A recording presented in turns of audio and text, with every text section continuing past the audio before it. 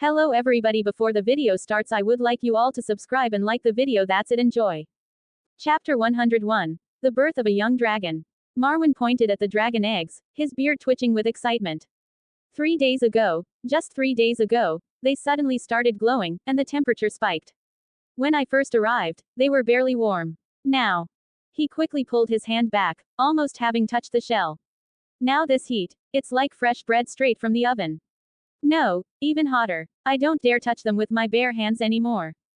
Quen stepped forward, awe and tenderness shining in his eyes. Ignoring the heat that could easily scorch ordinary skin, he reached out and gently brushed his fingers across each of the 3 dragon eggs. What he felt wasn't only searing warmth, but also a powerful, pulsing vitality, a force resonating faintly with the depths of his soul. Yes, Archmaester, he murmured. There, about to hatch. But when his gaze shifted to the 4th tray beside them, his brow tightened. The black and red egg, shaped like the legendary, black dread, Valyrian, was from the same batch as the 3 he had first awakened, yet it remained cold and lifeless. Its shell was dull, devoid of light, a stark contrast to the vibrant glow of the others. This one, Quen said uncertainly. Janice stepped closer, her beautiful violet eyes filled with confusion as she explained softly, Archmaester Marwyn and I checked it thoroughly. It seems this dragon egg's awakening wasn't complete. We suspect it's due to insufficient magic. The magic it absorbed might not be enough to carry it through the final stage of hatching. Insufficient magic? Quen frowned deeply. This was a system-driven incubation. Could the system itself have limits? Or did this particular egg demand more power than the rest? He recalled how the system couldn't draw magic from those mysterious black stones and slowly accepted the thought. Perhaps it was fate's arrangement. Suppressing his regret, he turned his focus back to the 3 radiant eggs, their light rippling gently across the room. 3 it is, then. Once grown, 3 dragons would make little difference from 4. Still, it was a shame about the egg that resembled the black dread. Setting the matter aside, he turned toward Marwyn and asked, Archmaester, has there been any progress with that black stone? At the mention of the stone, Marwyn's excitement gave way to the sharp focus of a scholar consumed by discovery. He grinned, eyes glinting with fervent light. Hey, lad, you've come to the right man. That stone is no ordinary object, far from it. Its surface is covered in an extremely ancient and intricate magical seal. I've combed through every forbidden tome brought out of Valyria, especially those dealing with ancient energy seals, and I finally found a lead. This seal requires a specific frequency of magical resonance to break, like using the perfect key for the most complex lock. The exact combination of ritual runes and energy flow is still under refinement, but I can assure you, I'm close. Give me a little more time, and I'll find the key. Quen's heart leapt. That black stone, brimming with immense magic, was the key to solving his power source problem. He had thought he'd have to wait for the legendary red comet to appear before seeing any hope, but Archmaester Marwyn had just given him a greater gift than he expected. Excellent, Archmaester. I'm counting on you, he said sincerely. Night fell, and the eerie stillness unique to torturers deep settled over the bay. Cold, silvery moonlight poured through the tall stone windows like liquid mercury, quietly filling Quen's chamber. The 3 dragon eggs had been moved onto a stone platform by the window. Bathed in the moonlight, their tricolored glow intertwined with the pale silver radiance, painting the room in dreamlike hues. Janice stood quietly beside him, her silver gold hair gleaming softly under the moonlight. Quen gazed at the 3 eggs, the sources of new life and endless possibility, his heart swelling with gratitude. He turned toward the girl beside him. The moonlight outlined the delicate contours of her face, her long lashes casting faint shadows beneath her eyes, like the shy glow of the moon beyond the window. Janice, thank you for helping me out so much. His voice was low and gentle. Janice lowered her head slightly, her hair as bright as molten silver cascading down. Her voice was soft. Jelena fought for you in the narrow sea. I wanted to do something for you too. Hearing the maiden's soft words, Quen felt a surge of tenderness welling up inside him. He reached out naturally, gently drawing her into his embrace. Janice's body instantly softened, offering no resistance. She nestled against his chest with docile submission, a faint, captivating blush creeping into her ears. Through the thin fabric, they could feel each other's heartbeats and warmth. Quen's chin rested lightly on her hair, inhaling the cool, subtle fragrance that wafted from her locks, like the scent of a pine forest after winter snow. Soon you'll be able to leave this place. We'll move to a new home, where there's sunshine, sea breezes, and a vast world that belongs to us. A new home. Janice lifted her head, her beautiful violet eyes glistening like the purest amethyst in the moonlight, filled with hopeful anticipation. Is it Tyrosh? I've heard of palaces built from pearls and colorful shells, like dreamlike dwellings. Quen shook his head, his fingers gently brushing her silky hair as his gaze drifted to the boundless stars and sea beyond the window. No, the people of Tyrosh are arrogant and rude. We will go to a place that belongs only to us, to build a new home where our dragon can thrive.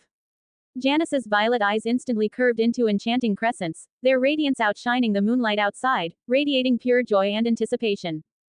Quen gazed at her exquisite beauty, bathed in moonlight as if shrouded in a hazy halo. Time seemed to stand still in that moment. The last traces of a maiden faded from her face, revealing breathtaking beauty. Janice, held captive by his intense, undimmed gaze, filled with unabashed admiration and fervor, felt a blush spread across her cheeks like a newly bloomed rose. Her long lashes fluttered like startled butterfly wings before slowly closing those intoxicating violet eyes with a shy yet resolute determination. Moonlight cast a sacred glow upon her smooth forehead, her slightly tilted face a silent confession. An indescribable emotion welled up within Quen. Without further hesitation, he lowered his head. With profound tenderness and reverence, he gently yet firmly pressed his lips to hers, soft, cool, and red. The sensation was indescribably soft and moist, carrying a faint, crisp sweetness like orchids blooming in the morning dew. This kiss began as light as a feather, tentatively testing their mutual feelings. Then, as if some invisible gate had opened, long-suppressed emotions surged forth like a tidal wave. Quen drew her closer, his arms tightening around her slender yet resilient frame. Instinctively, Janice wrapped her arms around his waist. Lips met, breath mingled, moonlight the sole witness. In the silent room, only their increasingly rapid breaths and the synchronized echo of their heartbeats remained. Lost in this long-overdue intimacy, steeped in dependence and hazy affection, they seemed to merge the time apart and future hopes into this deep kiss. Quen felt as if he stood in an early spring garden, his nose enveloped by the cool, subtle fragrance lingering in Janice's hair, mingled with her unique, pure scent, like sunlight filtering through cedar. His hands, calloused from years of sword gripping, unconsciously traced the smooth curve of her spine, feeling the jade-like warmth beneath the silk and the faint tremors. The interplay of rough and smooth textures felt like the most primal melody. Their bodies pressed tightly together, separated only by thin fabric, allowing them to clearly feel each other's rising warmth and accelerating heartbeats. An unprecedented intimacy and longing spread silently between them. The air grew thick and scorching, the moonlight itself seeming to take on an ambiguous warmth. Just as they were about to lose themselves completely in this moonlit enchantment. Roar! A faint yet distinct, raspy cry abruptly shattered the intoxicating silence within the room. Immediately followed by two more cries, equally tender yet brimming with vitality. As if doused with ice water, Quen and Janice snapped out of their daze, jerking apart and simultaneously turning toward the stone windowsill. Bathed in moonlight, the three dragon eggs, their shells shimmering with light, now bore spider web-like cracks. The fissures spread rapidly, widening. Accompanied by faint yet crisp snaps, fragments of shell began to peel away. Three small, wet heads strained to emerge from the shattered shells. Their eyes, vertical pupils as clear and luminous as gemstones, stared curiously, blankly, and intently at the disheveled couple before them, their cheeks flushed and breaths still ragged. 1 comments 0 vote. Chapter 102. The names of the young dragons. Janice let out a short gasp, her face instantly flushing crimson. Quen, after a moment of stunned surprise, was overwhelmed by immense joy. Without pausing to compose himself, he strode to the windowsill, stretched out both hands, and gently cradled the three newly freed, slimy little creatures into his warm, broad embrace. They squirmed in his arms, emitting faint, weak hisses. One was covered in deep, pure crimson scales, like solidified blood. Another was cloaked in dark purple scales, their subdued luster making them seem even more mysterious. The last shimmered with flawless silver, as if forged from condensed moonlight. Three young dragons, three exquisitely crafted living jewels, blinked around in dazed wonder. Moonlight streamed gently through the window, bathing them in its soft glow, as though the heavens themselves were crowning this miracle of new life. Cradled in Quen's sturdy arms, the newborn dragons let out excited, childish hisses, sharp, yet brimming with life. Their long, serpentine necks nuzzled affectionately against his chest, their rough yet warm scales brushing against his clothes. Three pairs of eyes, bright as burning coals from the heart of a forge, shimmered with the faint, innocent light of newfound awareness.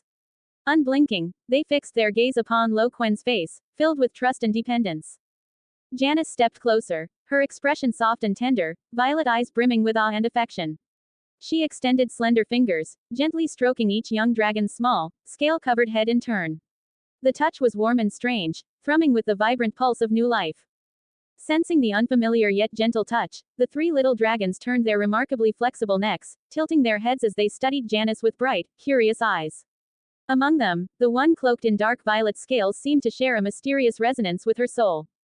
It let out a clear, high-pitched hiss. Its foreclaws, thin as cicada wings, yet already faintly sharp, hooked carefully onto Quen's arm for leverage. With a quick push from its hind legs, it arced gracefully through the air and landed neatly in Janice's hastily outstretched arms. The purple hatchling immediately curled up comfortably in her embrace, its tiny head nuzzling her arm. It recognizes you, Janice.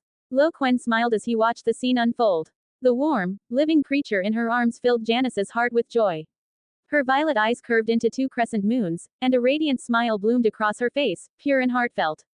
As a descendant of the ancient bloodline of Valyria, dragons had long been etched into her soul, an obsession almost instinctive in nature. Though she had once witnessed Quen transform into a golden dragon vast enough to shroud the skies, holding a living dragon of her own stirred an overwhelming thrill deep within her veins, a wave of emotion so intense it nearly took her breath away. These awakened dragon eggs, all infused with the dragonbond lineage, shared a soul-deep connection with those who carried Quen's blood. Janice's acceptance by the young dragon was not due to her Valyrian heritage, but to the dragonblood pact ritual that had imbued her with Quen's essence. This meant that if another bearer of pure Valyrian Dragonlord blood dared approach this purple dragon, they would not be greeted with affection, but with unrelenting, lethal dragonfire. Quen's gaze softened as it lingered on the small, violet life nestled in Janice's arms. Moonlight streamed through the stone window like strands of silver silk, draping across the young dragon's body. Its scales gleamed with a deep, restrained purple hue that, under the moon's glow, refracted a magnificent brilliance like the finest amethyst. Each scale seemed to conceal its own mystery, exuding an air of noble grace. Withdrawing his gaze, Quen looked down at the two other hatchlings in his arms. One of them was clearly more robust and slender than the purple and silver dragons, the very one he had favored from the beginning, its scales the deep crimson of congealed blood. Now it lay quietly in his embrace, its red scales gleaming faintly in the dim light, rich and pure as if freshly forged from volcanic fire, its stillness concealing a boundless, explosive energy within. What struck Quen even more deeply was that this blood dragon not only had forelimbs connected by nearly transparent, palared wing membranes, but from the junctions of its hind legs and powerful torso also extended two more semi-translucent wings, glimmering like blood-colored glass. This unique physical trait instantly stirred a memory in Quen. In his mind's eye, he recalled Demon Targaryen's mount, the blood worm, Caraxes, which bore a similar form. Could this blood dragon share some mysterious bloodline connection with that legendary creature? The last hatchling nestled in his arms was the silver-white little dragon. Compared to the blood dragon's sturdy frame, it appeared smaller and more delicate, its entire body cloaked in flawless scales that seemed to have crystallized from pure moonlight, gleaming with a gentle yet striking radiance. This little dragon, like a spirit born of moonlight, was meant to be Jalena's companion. Quen smiled warmly at Janice, who was still basking in happiness. Janice, these little ones, they don't have names yet. Janice looked up from the purple dragon, meeting the hatchling's curious violet eyes. For a moment, she seemed unsure. According to ancient Valyrian custom, the Dragonlords usually named their dragons after the true names of the 14 Flames deities, symbolizing reverence and a bond with power. Yet, as she lowered her gaze to the small dragon in her arms, she could feel the profound, inseparable link between its soul and Quen's. She sensed clearly that these three young dragons felt absolute trust and devotion toward Quen.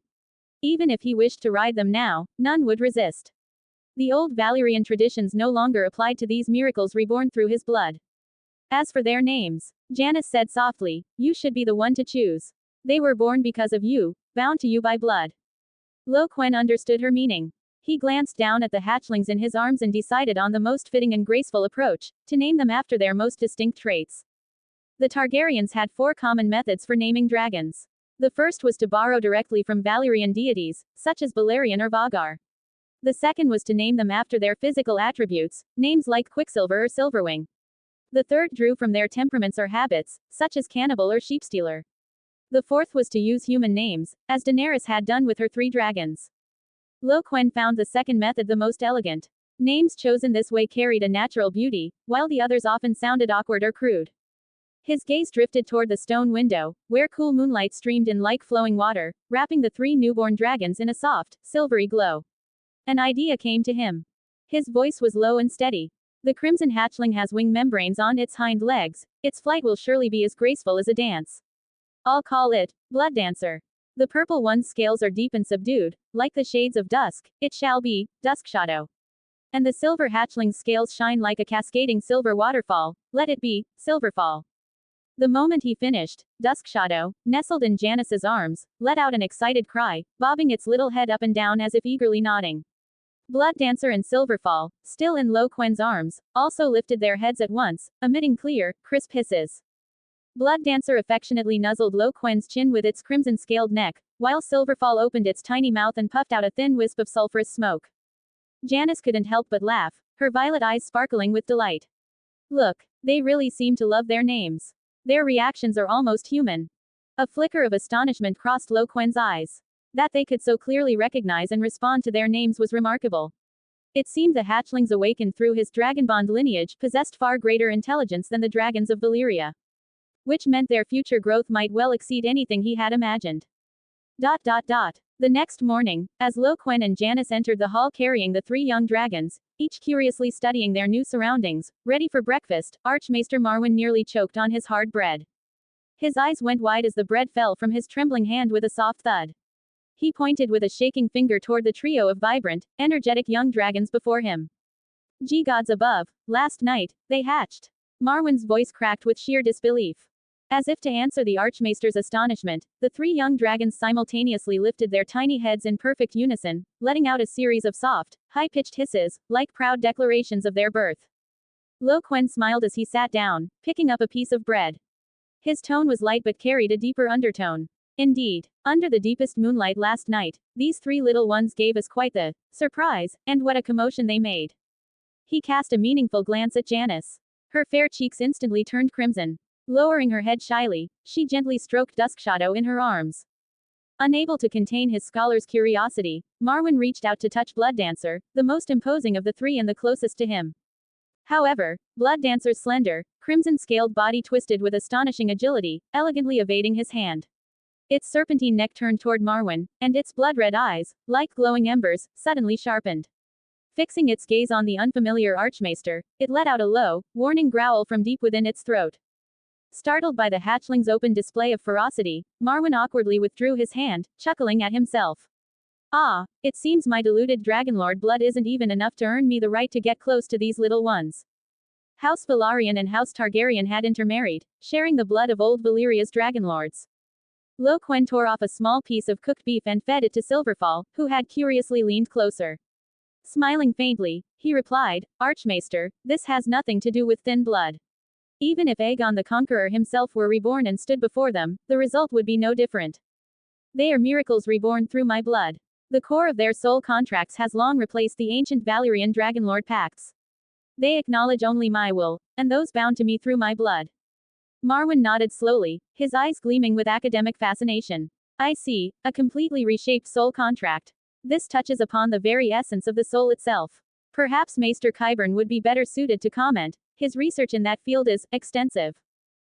Quen interrupted calmly, you'll meet him soon enough. I've chosen a location along the coast of Essos, near the Crown Tree Hills, to build a strong fortress. It will serve as our outpost to oversee the disputed lands and watch over the narrow sea. Qyburn will depart from Bloodstone Isle to take charge of the operation there. As for you, Torturer's Deep, though well defended and naturally fortified, is cold, damp, and cramped year-round, hardly a suitable place to raise dragons and aid their growth. We must move to the mainland and carve out a wider realm for them. To the east of the new castle lies a secluded, fertile river valley. That will become their future home and nesting ground. You will come with me to Crown Town. At those words, Marwyn immediately grabbed the fallen piece of bread from the table and took a hearty bite. Speaking through a full mouth, his voice was muffled yet full of relief. Good. Excellent. I've had enough of this damned place. If not for those precious Valyria manuscripts, I wouldn't have stayed another day. Chapter 103. Qyburn's Request. After breakfast, Quen immediately issued his orders. The Swan fleet anchored in the fan-shaped bay received the command, and the Dragon Soul Guards began methodically loading everything from the Torturer's Deep onto the ships, Valyrian ancient texts, precision instruments, ghost grass, and the mysterious black stones pulsing with unknown power. This isolated fortress, perched far out at sea, would now serve as a crucial military stronghold in the southern waters of the Stepstones, guarding the realm's southern gateway. The swan ships, elegant white sails filled with wind, cutting through the azure waves as they set course for the coast of the disputed lands. Inside the cabin, Quen placed 3 pieces of fresh, blood-streaked raw meat before the young dragons. Blood Dancer immediately asserted its dominance as the alpha. With a powerful step forward, it unceremoniously shoved Duskshadow and Silverfall aside with its body. Raising its head, its crimson eyes locked onto the meat, a low, rasping growl of excitement rumbling from its throat. Then, with a sudden snap of its small yet already fierce jaws, a slender stream of pale red flame shot forth, hot enough to sear the air itself. The fire licked at the raw meat, producing a sharp sizzle as a rich, roasted aroma quickly filled the cabin. Within mere breaths, the meat was perfectly charred. Blood Dancer lowered its head and devoured the meal in one gulp, letting out a soft, satisfied hum. Duskshadow and Silverfall followed its lead. Duskshadow exhaled a magnificent pale violet flame that instantly wrapped around its meal, while Silverfall released a silver-white dragonfire that shimmered like molten moonlight before biting into the cooked flesh. The fact that each hatchling's dragonfire matched the exact color of its scales left the onlookers astonished.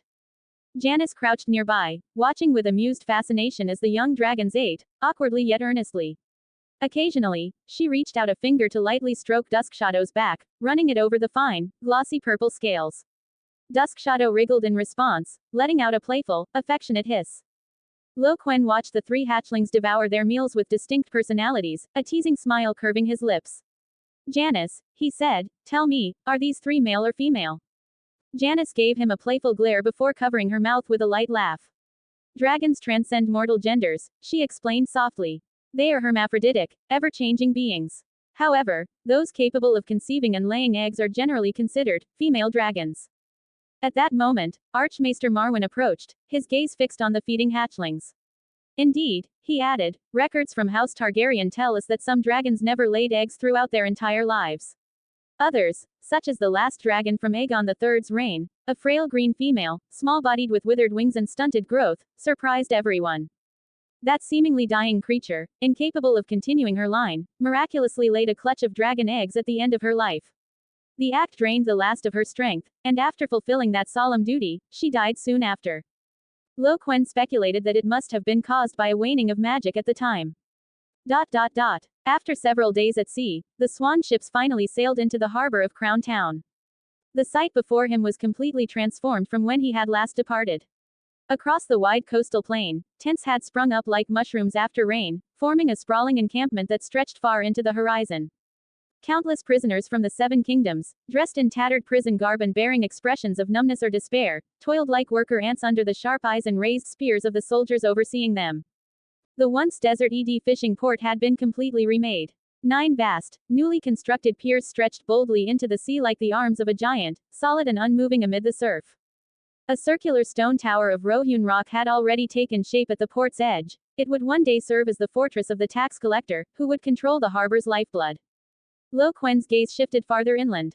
The hills of the Tree of Crowns were alive with activity. The gentle slopes had been flattened, and heaps of precisely cut white marble blocks were stacked into small mountains.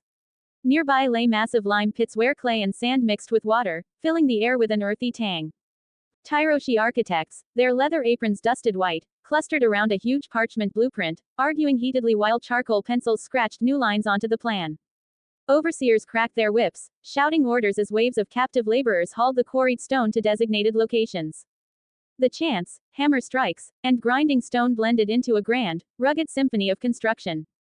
Ship after ship arrived from all directions across the stepstones. Each landing brought more weary, downcast captives, adding to the relentless tide of labor fueling the great work. Quen was astonished. He had been away only a short while, yet the scale and efficiency of this place had grown beyond expectation. Just then, a familiar figure emerged from the bustling sight, Qyburn. Though there was a trace of fatigue on his face, his expression carried a look of genuine respect and satisfaction. My lord, you have returned. Qyburn bowed deeply, his voice calm and precise. Since your departure, prisoners from the 7 kingdoms have arrived in an unbroken stream. As of now, we have received and registered a total of 30,000 captives. Lord Hal continues to organize ships to transfer the remaining ones. When the Tyroshi craftsmen's team arrived, I immediately arranged their accommodations and established a designated craftsmen's district. Today marks the first official day of construction for the main fortress. The architectural team is finalizing the core structural design of the keep, while most of the prisoner laborers have been sent inland to high-quality quarries to extract the foundation stones required for the castle. Maester Qyburn, you've done exceedingly well, far beyond my expectations. Quen's praise was sincere, his eyes filled with approval. Qyburn's administrative precision and efficiency were in no way inferior to his mastery of forbidden studies. With him overseeing the project, the construction of this castle, symbol of both power and destiny, would surely be completed ahead of schedule. Qyburn inclined his head slightly before continuing in his composed tone. Considering that the main structure will take time to finish, you and your companions will need a more comfortable place to stay. I've had a temporary camp built behind the hills, deep in the fertile river valley. The wooden cabins are simple, but they provide good shelter from wind and rain, certainly better than tents. Quen smiled genuinely. That's excellent news, Qyburn. I was already bracing myself for a few more nights in those drafty seaside tents. You've planned well. Led by Qyburn, Quen, Janice, and Marwyn made their way through the bustling construction site, followed closely by 3 young dragons secured in specially crafted ventilated wooden cages. Behind them, the silent dragon soul guards carried the heavy black stones, ancient Valyrian tomes, bundles of ghost grass, and other supplies from torturers deep with practiced steadiness. The camp lay nestled deep within the river valley, beside a clear, fast-flowing stream. A solid fence of tightly packed logs, taller than 2 men, encircled the camp, providing firm protection. Inside, dozens of wooden cabins built from local hazel and cottonwood stood neatly in rows. Their roofs, layered with thick thatch or planks, looked rough but sturdy. As the others busied themselves unloading supplies and preparing a secure spot for the 3 hatchlings, Qyburn quietly stepped closer to Quen. Lowering his voice, he spoke with urgency. My lord, the last batch of condemned prisoners transferred from Bloodstone has been completely used up. Quen, watching soldiers carry a crate of ancient texts into the largest cabin, paused and turned to him. How is the progress? For once, a trace of frustration and unease flickered across Qyburn's face. His brow furrowed. The study of the soul remains too deep and forbidden. I've attempted every known method, and even several new theoretical approaches, but I still can't prevent the soul's complete dissipation once it leaves the body. So. Quen raised an eyebrow. So, you need more experimental material. Qyburn nodded silently. Quen's gaze drifted beyond the camp, as though he could see through the wooden palisade to the distant hills, where the captives toiled like ants. He reached out and gave Qyburn's thin shoulder a light pat, his tone carrying quiet meaning. If I recall correctly, many of those prisoners are from the Westerlands, aren't they? Castle construction is dangerous work, quarrying stone on cliffs, digging deep pits, hauling heavy blocks. Accidents are bound to happen, especially in this wilderness. Wolves prowl at night. If a few disobedient or unlucky souls go missing, dragged off by starving beasts, well, that's hardly unusual, is it? And who would ever question it? Quen's hatred for the Lannisters ran deep. Letting those Westerlanders live as long as they served a purpose was already generous, they would make perfect subjects for Qyburn's research. Qyburn understood immediately. As you command, my lord. Quen nodded, then shifted topics. One more thing, Maester Qyburn. Near the castle's main complex, I want you to design and oversee the construction of a large armory. Its purpose will be to mass-produce standardized weapons and armor. For craftsmen, recruit experienced smiths from Tyrosh, offer them generous pay. Among his forces, only the Dragon Soul Guards possessed Valyrian steel armor, far superior to the era's craft. Most other soldiers wore simple leather armor, offering little protection. Tyrosh, famed for its master armorers and weapon makers, catered mainly to noble houses and wealthy knights, but Quen intended to change that. A magnificent full suit of plate armor could take a master craftsman months to complete, each piece painstakingly forged, polished, enameled, and even inlaid with gemstones. Such armor was as much a work of art as a symbol of wealth and status. But Quen had no need for such luxuries. What he required was a war foundry, capable of swiftly equipping thousands of soldiers. He had no intention of mass-producing costly full-plate armor. It was prohibitively expensive, labor-intensive, and, without sufficient war horses to field heavy cavalry, simply not worth the investment. His focus was on 2 types of practical, easily mass-produced armor, plate coats and chainmail. Plate coats, also known as jack plates, were made by layering multiple sheets of canvas or tough leather, within which rows of rectangular iron or steel plates were sewn into key sections. Lightweight and flexible, they offered excellent protection for their cost, far superior to plain leather armor, and were ideal for freeriders, hedge knights, and elite infantry alike. Chainmail, crafted from countless interlocking, riveted iron rings, formed a second skin that provided outstanding defense against both slashing and piercing attacks. The technique was well established, making it suitable for mass production. With a steady supply of reliable armor and weapons, Quen could finally raise and equip a formidable standing army. However, the next problem soon arose: where would he find the men to wield them? The disputed lands under the control of the three daughters were a place of twisted hierarchy. A few greedy slave masters and their merchant allies ruled from above, while the vast majority of the population were slaves, stripped of all rights and freedom. True freemen were few, and like most citizens of the free cities, they considered themselves above military service. None had the will, or humility, to die on the battlefield. Thus, the city-states relied heavily on sellsword companies to sustain their military might. As for the prisoners from the Seven Kingdoms, they consisted mostly of professional soldiers and peasants drawn from various regions of Westeros. The former served their lords year-round, bound by oath and loyalty; the latter were conscripted only during times of war, their hearts tethered to families and fields. Both groups, Quen knew, were unsuitable. After much deliberation, only one viable source of manpower remained: the slave markets. It was said that the bearded priests of Norvos defended their city with armies of slaves, while Qohor relied on the ruthless, disciplined Unsullied as the backbone of their defenses. The thought of the Unsullied stirred something in Quen. Perhaps it was time to send someone to Astapor, in Slaver's Bay. An army of elite infantry, utterly obedient and flawlessly trained, was exactly the foundation he needed most. 5 days later, a carrier pigeon from Tyrosh brought urgent news. The Seven Kingdoms peace delegation had arrived in the city, requesting a meeting with Quen to negotiate a ceasefire, and the ransom of their prisoners. Chapter 104. Meeting the envoys of the Seven Kingdoms. So Quen bid farewell to Janis and returned to Tyrosh. Upon his return, the first to greet him was Mazo. After Tyrosh lifted its state of martial law, Varys had immediately reached out to his little birds stationed in the city, issuing them fresh instructions. When Mazo relayed the intelligence gathered by these undercover agents, Quen was momentarily taken aback. The report stated that Varys had ordered his little birds to investigate Quen's marital status and his preferences regarding women. What were they plotting? Quen pondered the matter carefully, a sense of unease stirring within him. Ah, so that was it. They wanted him to marry Daenerys, to draw Robert's attention and wrath. At once, he understood Varys's intentions. His own ambitions for Westeros were no longer hidden, and with dragons as his greatest weapon, Varys clearly wished to use that to his advantage, pushing Quen and the Targaryen siblings into the open, making them the focus of the world's gaze. The thought left Quen half amused, half exasperated. Did Varys truly not consider that if he went along with such a plan, would young Aegon even have a chance to set foot on Westerosi soil? Then again, perhaps Varys simply viewed him as an ordinary dragon rider. He likely believed that once the wars in Westeros had run their course, removing Quen would allow Aegon to effortlessly claim the spoils. Quen let out a cold, mirthless laugh. Varys's schemes were doomed from the start. There might be things in this world capable of killing him, but certainly nothing within the reach of Varys and Illyrio. Tyrosh Palace. Great Lord Eddard Stark stood at the head of the delegation, his long face even sterner than usual, the grey-blue depths of his eyes shadowed with heavy concern. Behind him stood an array of notable figures. Petyr Baelish, Master of Coin; Stafford Lannister, cousin to Lord Tywin of Castle Rock; Garth Tyrell, Steward of Highgarden, accompanied by Loras Tyrell, third son of Lord Mace; Garth Hightower, son of Lord Leyden of Aldtown; Orys and Hobber Redwyn, sons of Lord Paxter Redwyn of the Arbor; Rabar and Waymar Royce, second and third sons of Lord Royce of Runestone.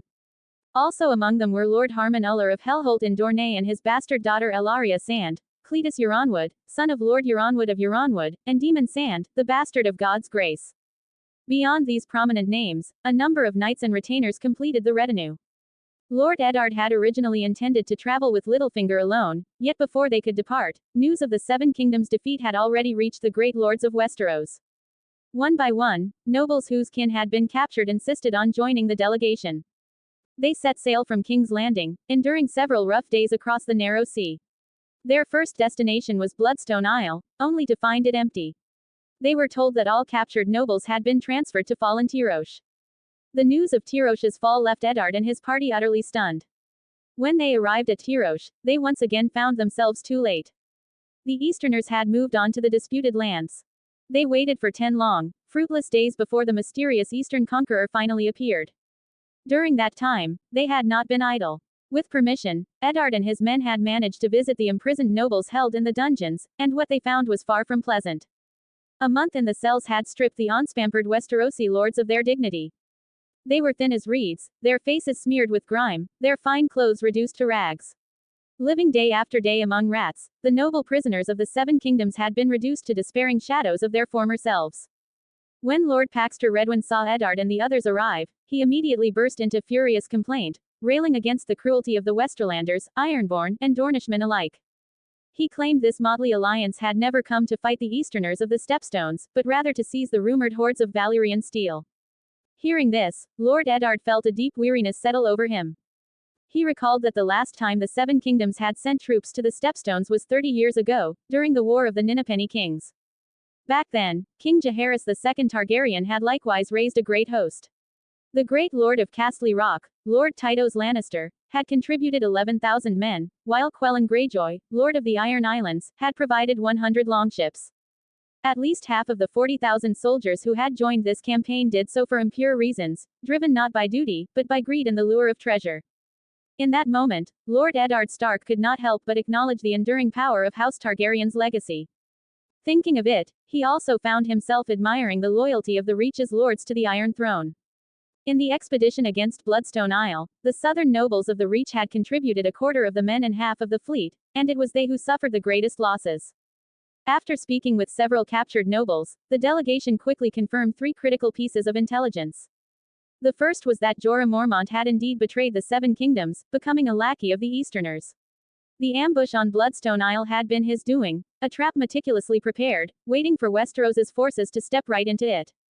The second was that Morin Tyrell, commander of the Aldtown garrison and uncle to Lord Mace, had offended the Easterners and been executed, beheaded by their own men. The Tyrells were furious, yet utterly helpless. For now, all they could do was ensure that the surviving nobles were ransomed home and report the grim news to Lord Mace. The third piece of intelligence concerned the Easterners' reaction to a certain tale. After hearing Prince Oberyn speak of how Dorne brought down Merryxes with scorpion bolts, he seemed noticeably uneasy. That was a crucial detail. The envoys unanimously agreed that if they emphasized the value and threat of the scorpion crossbows, it might deter the Easterner from ever daring to invade Westeros. At long last, after days of anxious waiting, the delegation of the Seven Kingdoms finally witnessed the return of the Eastern ruler. Lo Quen, dressed in a dark gray velvet coat, sat upon a high-backed chair adorned with ivory and agate. His cold gaze swept over the gathered envoys below like a silent tide.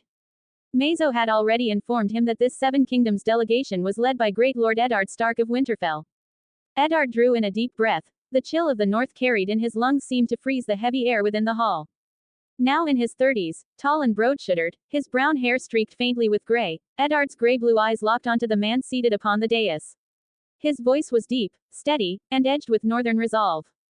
Lord Sorcerer of the East, we come by the command of His Grace Robert Baratheon I of the Seven Kingdoms and Lord Jon Arryn, the Hand of the King. We are here to discuss terms of truce and the release of our captured lords. I believe there has been some misunderstanding between you and the Seven Kingdoms. We were never meant to meet in battle, but to coexist in peace. As he finished speaking, his gaze flicked subtly toward the man beside him. Petyr Baelish's lips curved into that faultless, sly smile of his. He was just about to speak, ready to smooth over the tension with his silvered tongue. But a quiet chuckle from above interrupted him. Lo Quen's voice followed, calm and laced with amusement. Friends of the Seven Kingdoms, he said. I believe we can indeed reach a truce. Silence fell across the hall, thick and absolute. Chapter 105. The Lion's Bold Demand. The envoys exchanged stunned looks, scarcely believing their own ears. Littlefinger's smile froze for half a heartbeat, a glint of sharp calculation flickering in his eyes. So easily, Lo Quen caught every subtle reaction, the corners of his lips curling into a teasing smile. I haven't finished speaking yet. A chill rippled through the delegation. He inclined his head slightly. Mazo, standing at his side, drew a thick parchment scroll from the wide sleeve of his robe and, without a word, handed it down the steps. Great Lord Eddard stepped forward, his sword-calloused hand reaching out to receive it. The parchment felt cold against his skin. He untied the cord and slowly unfurled it, the dry rasp of the parchment filling the hall. His eyes skimmed the densely written lines, black ink blotting the surface in heavy strokes. After reading only a few, the stern lines of his long face drained of color. His muscles tightened, his hands trembled as his knuckles whitened around the scroll. The 7 kingdoms shall pay 1 million golden dragons as compensation for the unprovoked assault on Bloodstone Isle. Quote. The 7 kingdoms shall cede the Isles of Estermont and Tarth, along with their surrounding waters. Quote. The 7 kingdoms shall exempt all stepstones trade from customs duties for 30 years. Clause after clause, over 100 in total. Every line demanded gold, land, or trade privileges. This was no peace treaty. It was a document of humiliation, a surrender written in the ink of defeat. Accept these terms. Quen's languid voice drifted down from the dais, and the dawn of peace may yet come. At that, Eddard's pallor hardened into iron. He raised his gray-blue eyes, cold as the northern frost, locking them upon the man seated high above on the ornate chair. Rage boiled within him, so sharp and fierce it nearly broke through his restraint. This wasn't negotiation. This was vivisection, the slow flaying of the 7 kingdoms alive. Petter Baelish slid closer, smooth as an eel. His gray-green eyes darted over the key lines on the parchment. That trademark sly smile still lingered on his lips, but a faint twitch at his cheek betrayed the strain beneath. Behind the mask of amusement, his mind raced, calculating outcomes and costs in the blink of an eye. The heavy scroll passed from hand to hand among the envoys, like a brand fresh from the forge, searing whoever held it. SS's. Gods above. This is extortion. Barefaced extortion. 1 million golden dragons. Does he think gold grows on trees? See the islands. If we agree to that, His Grace will have our heads before we set foot home. Gasps, growls, and angry murmurs rippled through the hall, thick with outrage. Stafford Lannister of the Westerlands stood grim-faced, fingers brushing the hilt at his waist. Horace and Hobber Redwyn of the Arbor exchanged frightened looks. Harmon Uller of Dornay narrowed his serpent-like eyes, a venomous gleam in his stare. Eddard drew a deep breath. The air itself seemed heavy with the taste of rust and humiliation. It took every ounce of his discipline and honor to quell the instinct to draw his blade. Forcing calm into his voice, he spoke, the edge of fury rasping through his words. Sorcerer. He used the title again, his tone as cold and cutting as a northern gale. These terms, the 7 kingdoms will never accept them. Even if Aegon the Conqueror himself rose from the grave, faced with demands such as these, he would answer only with steel. He stood tall, his back straight as a drawn blade. Quen merely shrugged, unconcerned. He had never expected them to agree in the first place. Then there's no deal. Quen's gaze swept over the faces below, each one a mix of shock and anger. I imagine King's Landing's fleet doesn't have many seaworthy ships left, does it? If the 7 kingdoms are too stingy to meet my terms peacefully, then I'll simply go to Westeros's shores myself and claim what is rightfully ours. Great Lord Eddard's heart sank. Dragons. And that fleet prowling the stepstones. The 7 kingdoms might still hold their ground on land, relying on their vast territories and the heavy crossbows mounted atop their walls. But on the narrow sea, facing dragons that breathed fire, they stood no chance. A suffocating sense of helplessness gripped him. Just then, a smooth, rounded voice broke the tense silence. A stout man in a dark green velvet robe embroidered with golden roses squeezed through the crowd. His round, well-groomed face was arranged into a polite smile, though behind it flickered both shrewdness and unease. He bowed slightly, the flesh around his belly quivering beneath his tight-fitting doublet.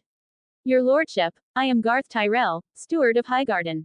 By order of the Lord of Highgarden, I have come to humbly request your permission to ransom the unfortunate nobles of the Reach who were captured. He was the uncle of Lord Mace Tyrell, Fat, Garth, known throughout the Reach for his skill in negotiation and keen sense for numbers. This time, he had come accompanied by representatives from House Hightower and House Redwyn, with one primary goal, to secure the safe return of the captured Reach nobles, each one worth a small fortune. Quen smiled. Of course, nobles and knights of the 7 kingdoms, any who wish to buy back their freedom may do so, provided they pay the ransom. However, he continued, the price will be set by me. The delegation's hearts, which had just begun to lift, dropped again like stones. Surely not. Mazo reached once more into his wide sleeve and drew out another thick parchment scroll, handing it to Garth Tyrell's trembling hands. Garth unrolled it. After reading only 2 lines, the smile on his face melted like snow under the sun, replaced by a look of deathly despair. The list of names and the figures beside them were nothing short of daylight robbery, an open plundering of the Reach's wealth. The ransom for an ordinary knight stood at an outrageous 1,000 golden dragons. For even a minor noble's son, the price leapt to 2,000 or 3,000. And when his eyes fell on the words, Garland Tyrell, ransom, 10,000 golden dragons, the world seemed to darken before him. His hand clutched the parchment so tightly it trembled uncontrollably. He regretted taking this mission the moment he saw it. Lady Olenna and Lord Mace had sent him, their uncle and steward, to bring back every noble tied closely to House Tyrell. But his brother, Morin Tyrell, was already dead. And now Garland's ransom alone stood at 10,000 golden dragons. The others would cost even more. And that wasn't counting the soldiers of the Reach. Highgarden was wealthy, but not even its golden fields could bear this kind of bleeding dry. Worse still, the man before him radiated calm confidence, an absolute refusal to bargain, that made any attempt at negotiation feel utterly pointless. Garth could already imagine Lady Olenna's cold, cutting gaze fixed upon him. 1 comments 0 vote. Chapter 106, Concession. As despair and anger thickened the silence in the hall, Petter Baelish stepped forward once more. He idly twirled the neatly trimmed goatee on his chin, that familiar sly smile once again playing on his lips. His voice was smooth as silk. Lord, your terms are far too harsh. Even the gods above could not meet them. Our delegation comes here in good faith, seeking to build a long-term, mutually beneficial relationship with you. Spreading his hands, he strolled gracefully across the vast hall, the soft sound of his shoes echoing against the cold stone floor. Perhaps we might each make a small concession. Some of the items on this list could be adjusted, and the figures are certainly open to discussion. After all. He stopped, fixing his burning gaze on Quen seated upon the dais. A stable, and even friendly, 7 kingdoms is vital to your grand ambitions. Vital. Quen drew out the word, his tone laced with open skepticism. Tell me, in what way are you important to me? Littlefinger's smile widened. We are your potential and most loyal allies, my lord. Allies. Quen let out a low, cold laugh. Allies. Since when do those who meet on the battlefield call each other that? Petter's smile deepened. Lord, if I may speak plainly, the 7 kingdoms may have had certain misunderstandings with you, but we are not your true enemies. Consider this. Now that you've claimed the jewel of Tyrosh, who truly keeps you on edge, robbing you of sleep? Is it the nearby free cities, Pentos, Myr, Lee, your neighbors and kin in trade? Or the 7 kingdoms across the narrow sea, too consumed by their own troubles to interfere? He paused, his voice carrying clearly through the hall. My lord, as the master of coin of the 7 kingdoms, I can say this with certainty. While our coffers may not overflow, our true strength lies in our war potential and military might, our formidable armies and superior war machines. The free cities, reliant on sellswords and merchant fleets, cannot compare. He took a step closer. When those free cities cast greedy eyes upon you, plotting to reclaim Tyrosh, or even dare to threaten your dragon with some special weapon, would not a powerful ally be worth more than a horde of avaricious foes? Then, perhaps, the 7 kingdoms could stand as your firmest support. Special weapon. Quen narrowed his eyes at him. What are you referring to? A sharp gleam flickered in Littlefinger's eyes as he spoke the name. The scorpion crossbow, my lord. The great engines capable of piercing dragon scales. Quen slowly leaned back in his seat, his fingers tapping rhythmically against the armrest of his throne. Yet his eyes never left the Westerosi envoys below. The anticipation on their faces, and that faint trace of smugness, did not escape his notice. Good. The fish has taken the bait. The hall grew so silent that only the steady tapping of Quen's fingers could be heard. After what felt like an eternity, long enough that the great lord nearly believed he would end the meeting altogether, Quen finally spoke. Very well. In that case, take these terms back with you and discuss them thoroughly. Tell me what price you can accept. Remember, my patience has its limits. The words fell like an edict. The delegation's tense expressions softened at once, a collective sigh rippled through the room. As long as there was room to negotiate, there was hope. The greedy eastern lords still feared the dragon-slaying scorpion crossbow. The nobles of the 7 kingdoms bowed quickly and departed, clutching the 2 parchments like burning coals. They would have to send ravens to King's Landing at once, relaying these exorbitant terms, and then rack their brains for ways to sat the eastern sorcerer's hunger with the smallest possible cost in the next round of talks. As the last envoy vanished through the doorway, the heavy oak doors closed with a thunderous boom, sealing off the clamor outside. Mazo stepped forward and bowed slightly. Lord, all went exactly as you foresaw. They truly tried to threaten you with the scorpion crossbow. A faintly mocking smile curved Quen's lips. Let them threaten. He leaned back lazily in his chair. These negotiations with the 7 kingdoms. The longer they drag on, the better. A year or 2 of talks would be ideal. I never intended to invade Westeros now, so there's no need to completely sever ties with the 7 kingdoms just yet and fight to the death. That would only give the hyenas of Pentos, Lee, and Myr a chance to snicker behind our backs. Our true prey are those wealthy yet fragmented free cities. As for those 7 kingdoms prisoners, They're sweating and bleeding under the scorching sun and the crack of whips at Crown Town, building our castle to guard the disputed lands. By the time the lords in King's Landing finally finish haggling and scrape together their ransom to claim their men, our castle will likely already stand tall and mighty. A flicker of confusion crossed Mazo's eyes. Lord, if we are not invading Westeros now, why did we use Jorah Mormont to lure the Seven Kingdoms forces into raiding Bloodstone Isle? Quen cut him off, his gaze deepening. The Seven Kingdoms have always viewed any power unifying the Stepstones as a threat. Even if I hadn't used Jorah to lure them out, they would eventually see us as the Ninnepenny Kings. Using Jorah to draw the snake from its hole serves to eliminate the Seven Kingdoms fleet first, trapping them on the western continent. This makes dealing with the free cities far easier. Moreover, this would grant us near total dominance over the Narrow Sea, save for Braavos's Purple Fleet. Mazo's eyes widened in sudden understanding, yet new worry crept across his brow. Lord, but this remains a stopgap measure. The Seven Kingdoms span vast lands, rule millions of subjects, and possess deep-rooted foundations. Once they've licked their wounds, rebuilt their fleets, and regained their strength, do you not fear they'll return with vengeance? The humiliation they suffer today, they will never forget. Retaliation. Quen let out a mocking chuckle. He rose slowly, walking to the tall stained glass window. Turning his back to Mazo, he gazed out at the undulating rooftops of Tyrosh and the distant, shimmering Narrow Sea. Mazo, I've never feared their vengeance. My only hope is that years from now, when they're tearing each other apart over that damned Iron Throne, in the north, the Riverlands, the Westerlands, when brothers fight brothers and fathers slay sons, they might still find the time to remember this minor grievance across the Narrow Sea. Mazo snapped his head up, staring in shock at Quen's retreating figure. He couldn't comprehend why the Lord was so utterly certain Westeros would descend into civil war. That certainty sent an inexplicable chill through him. How far into the future did the Lord truly see on the chessboard of the Game of Thrones? 1 comments 0 vote. Chapter 107. The Targaryen Siblings Bonus. At the end of a narrow alley beside the bustling market of Tyrosh stood a vast, high-walled courtyard. In the center of the courtyard, beneath the shade of a flourishing pomegranate tree, Viserys Targaryen stood tall, his pale silver hair gleaming faintly in the light. He wore a slightly worn black velvet cloak, its collar and cuffs embroidered with vivid red silk in the shape of dragons. His expression was proud and imperious as he addressed the obese and bloated magister of Pentos, Illyrio Mopatis. This Easterner, just how many men can he provide? Illyrio's face stretched into a practiced smile, his tone smooth and oily. Prince, the Eastern sorcerer has conquered the Stepstones and Tyrosh. They are readying themselves to invade the Seven Kingdoms.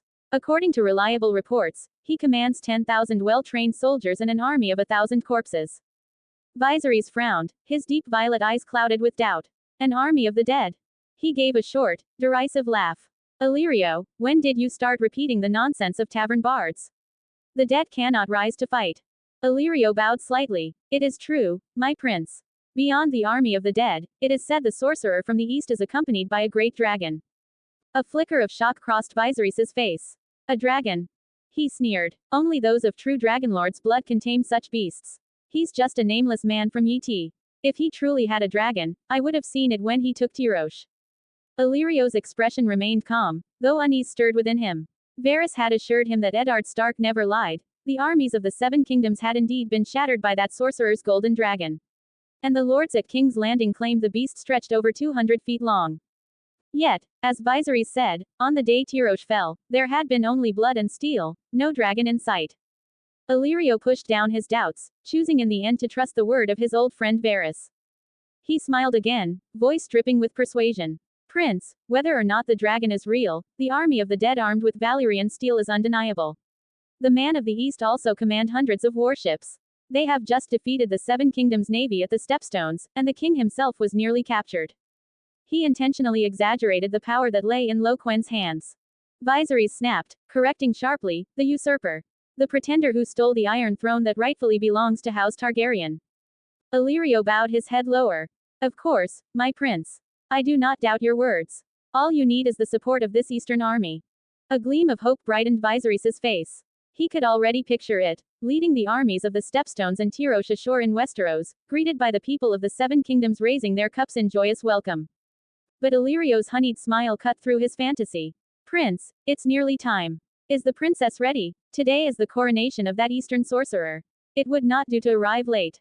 Even as he spoke, the carved wooden doors creaked open. Daenerys Targaryen stepped out slowly, supported by two hand-picked attendants of Valyria. She wore an exquisite silver-white silk gown that trailed along the floor, the hem embroidered with fine spiraling patterns that shimmered like frost in the sunlight. Her long silver-gold hair flowed like molten platinum, framing a face that was delicate yet still touched by innocence. But her beautiful violet eyes were filled with confusion and sorrow. She moved as if in a daze, her thoughts far from the courtyard, as though her soul had wandered elsewhere. Years of exile had left her as slender as a tender branch in early spring, not yet fully blossomed, carrying a fragile beauty that could break one's heart. Viserys' cold, critical gaze swept over his sister, his brows tightening even further. He turned to Illyrio, impatience creeping into his voice. Are you certain that the Easterner would fancy such a young girl? She's too thin, too timid, hardly bearing the poise of a princess. As Viserys said, Daenerys had spent her life wandering the 9 free cities with her brother, her body's growth stunted by hardship. She was still a child, too young, not yet even come into her womanhood. Illyrio's smile remained perfectly intact. Prince, according to multiple reliable sources, the Eastern Conqueror is young and has no lawful wife. The princess possesses the purest Valyrian blood. Her nobility and beauty will surely captivate him. She is more than worthy of a queen's throne. Viserys pressed his pale lips together, still uneasy. But she hasn't come of age yet. Wouldn't that be? Illyrio interrupted smoothly. All is easily arranged. We can first establish a sacred betrothal. Once the princess is in full health and her flowering arrives, the wedding ceremony can be held without delay. Viserys finally gave a reluctant nod. Then he turned sharply toward Daenerys, his tone turning harsh and cutting. Come here, my dear sister. Daenerys flinched at the sound of his voice and moved closer, timid and hesitant. Listen. Viserys looked down at her, his deep violet eyes devoid of warmth, filled only with a cold warning. When you meet that Eastern king, keep your head up. Smile. Show your figure. Carry yourself as a true princess of House Targaryen. If you dare bring shame to me, if there's even the slightest mistake, you know the consequences. You wouldn't want me to awaken the sleeping dragon's wrath, would you? Daenerys' slender shoulders quivered, her violet eyes glazing with tears. The sleeping dragon's wrath, again. Once, Viserys had told her tales of their family's glory, of the mighty dragonlords of old, teaching her to take pride in her true dragon blood. Those warm memories had long since withered, fading away in their endless flight and the despair of their hopeless exile. Reality had turned him cruel and volatile. He blamed her for their mother's death in childbirth, beating and cursing her whenever his rage took hold. Once, she had naively believed she might marry her brother, as the ancient dragonlords of Valyria had done. But now, that childish illusion had shattered. She saw clearly at last. Viserys' obsession with reclaiming the throne had devoured his sanity. He had become a madman willing to sell her to anyone for the faint promise of a crown. And so, just as now, he had been seduced by a lie spun sweetly by a Pentos broker, eager to trade his sister to a man he had never met, the Eastern sorcerer whose name carried a dark and fearsome reputation throughout the city of Tyrosh. Before she could think further, Illyrio clapped his plump hands. 4 strong slaves carried in a beautifully carved sedan chair. The 3 of them climbed inside. The curtains fell, and the chair began its slow journey toward the royal palace of Tyrosh. Chapter 108. When Enemies Meet. The palace that once belonged to the former Archon of Tyrosh had been completely transformed into Quen's temporary royal residence. Before its grand gates, the streets were alive with noise and motion, carriages rattled, horses neighed, and voices rose in a constant, lively din. Wealthy merchants and envoys from the 9 free cities, their attendants trailing behind them, crowded the entrance. Even nobles from the distant Summer Isles, their dark skin gleaming beneath elaborate feathered adornments, had come to witness the coronation of the mysterious Eastern Conqueror. The air was thick with the mingling scents of expensive perfume, sweat, and horses. The Targaryen siblings' palanquin came to a halt before the palace. As the 3 stepped down, they were immediately swallowed by the press of people and the thunderous chatter of the crowd. Using his influence, Illyrio guided the uneasy Viserys and the skittish Daenerys through the layers of guarded inspection points and into the palace's front garden. The garden was a testament to the former Archon's wealth and prestige. Wide lawns stretched in every direction, trimmed to perfection. Intricately designed waterways crossed between them, their crystal streams catching the sunlight as they flowed toward a massive alabaster fountain at the center.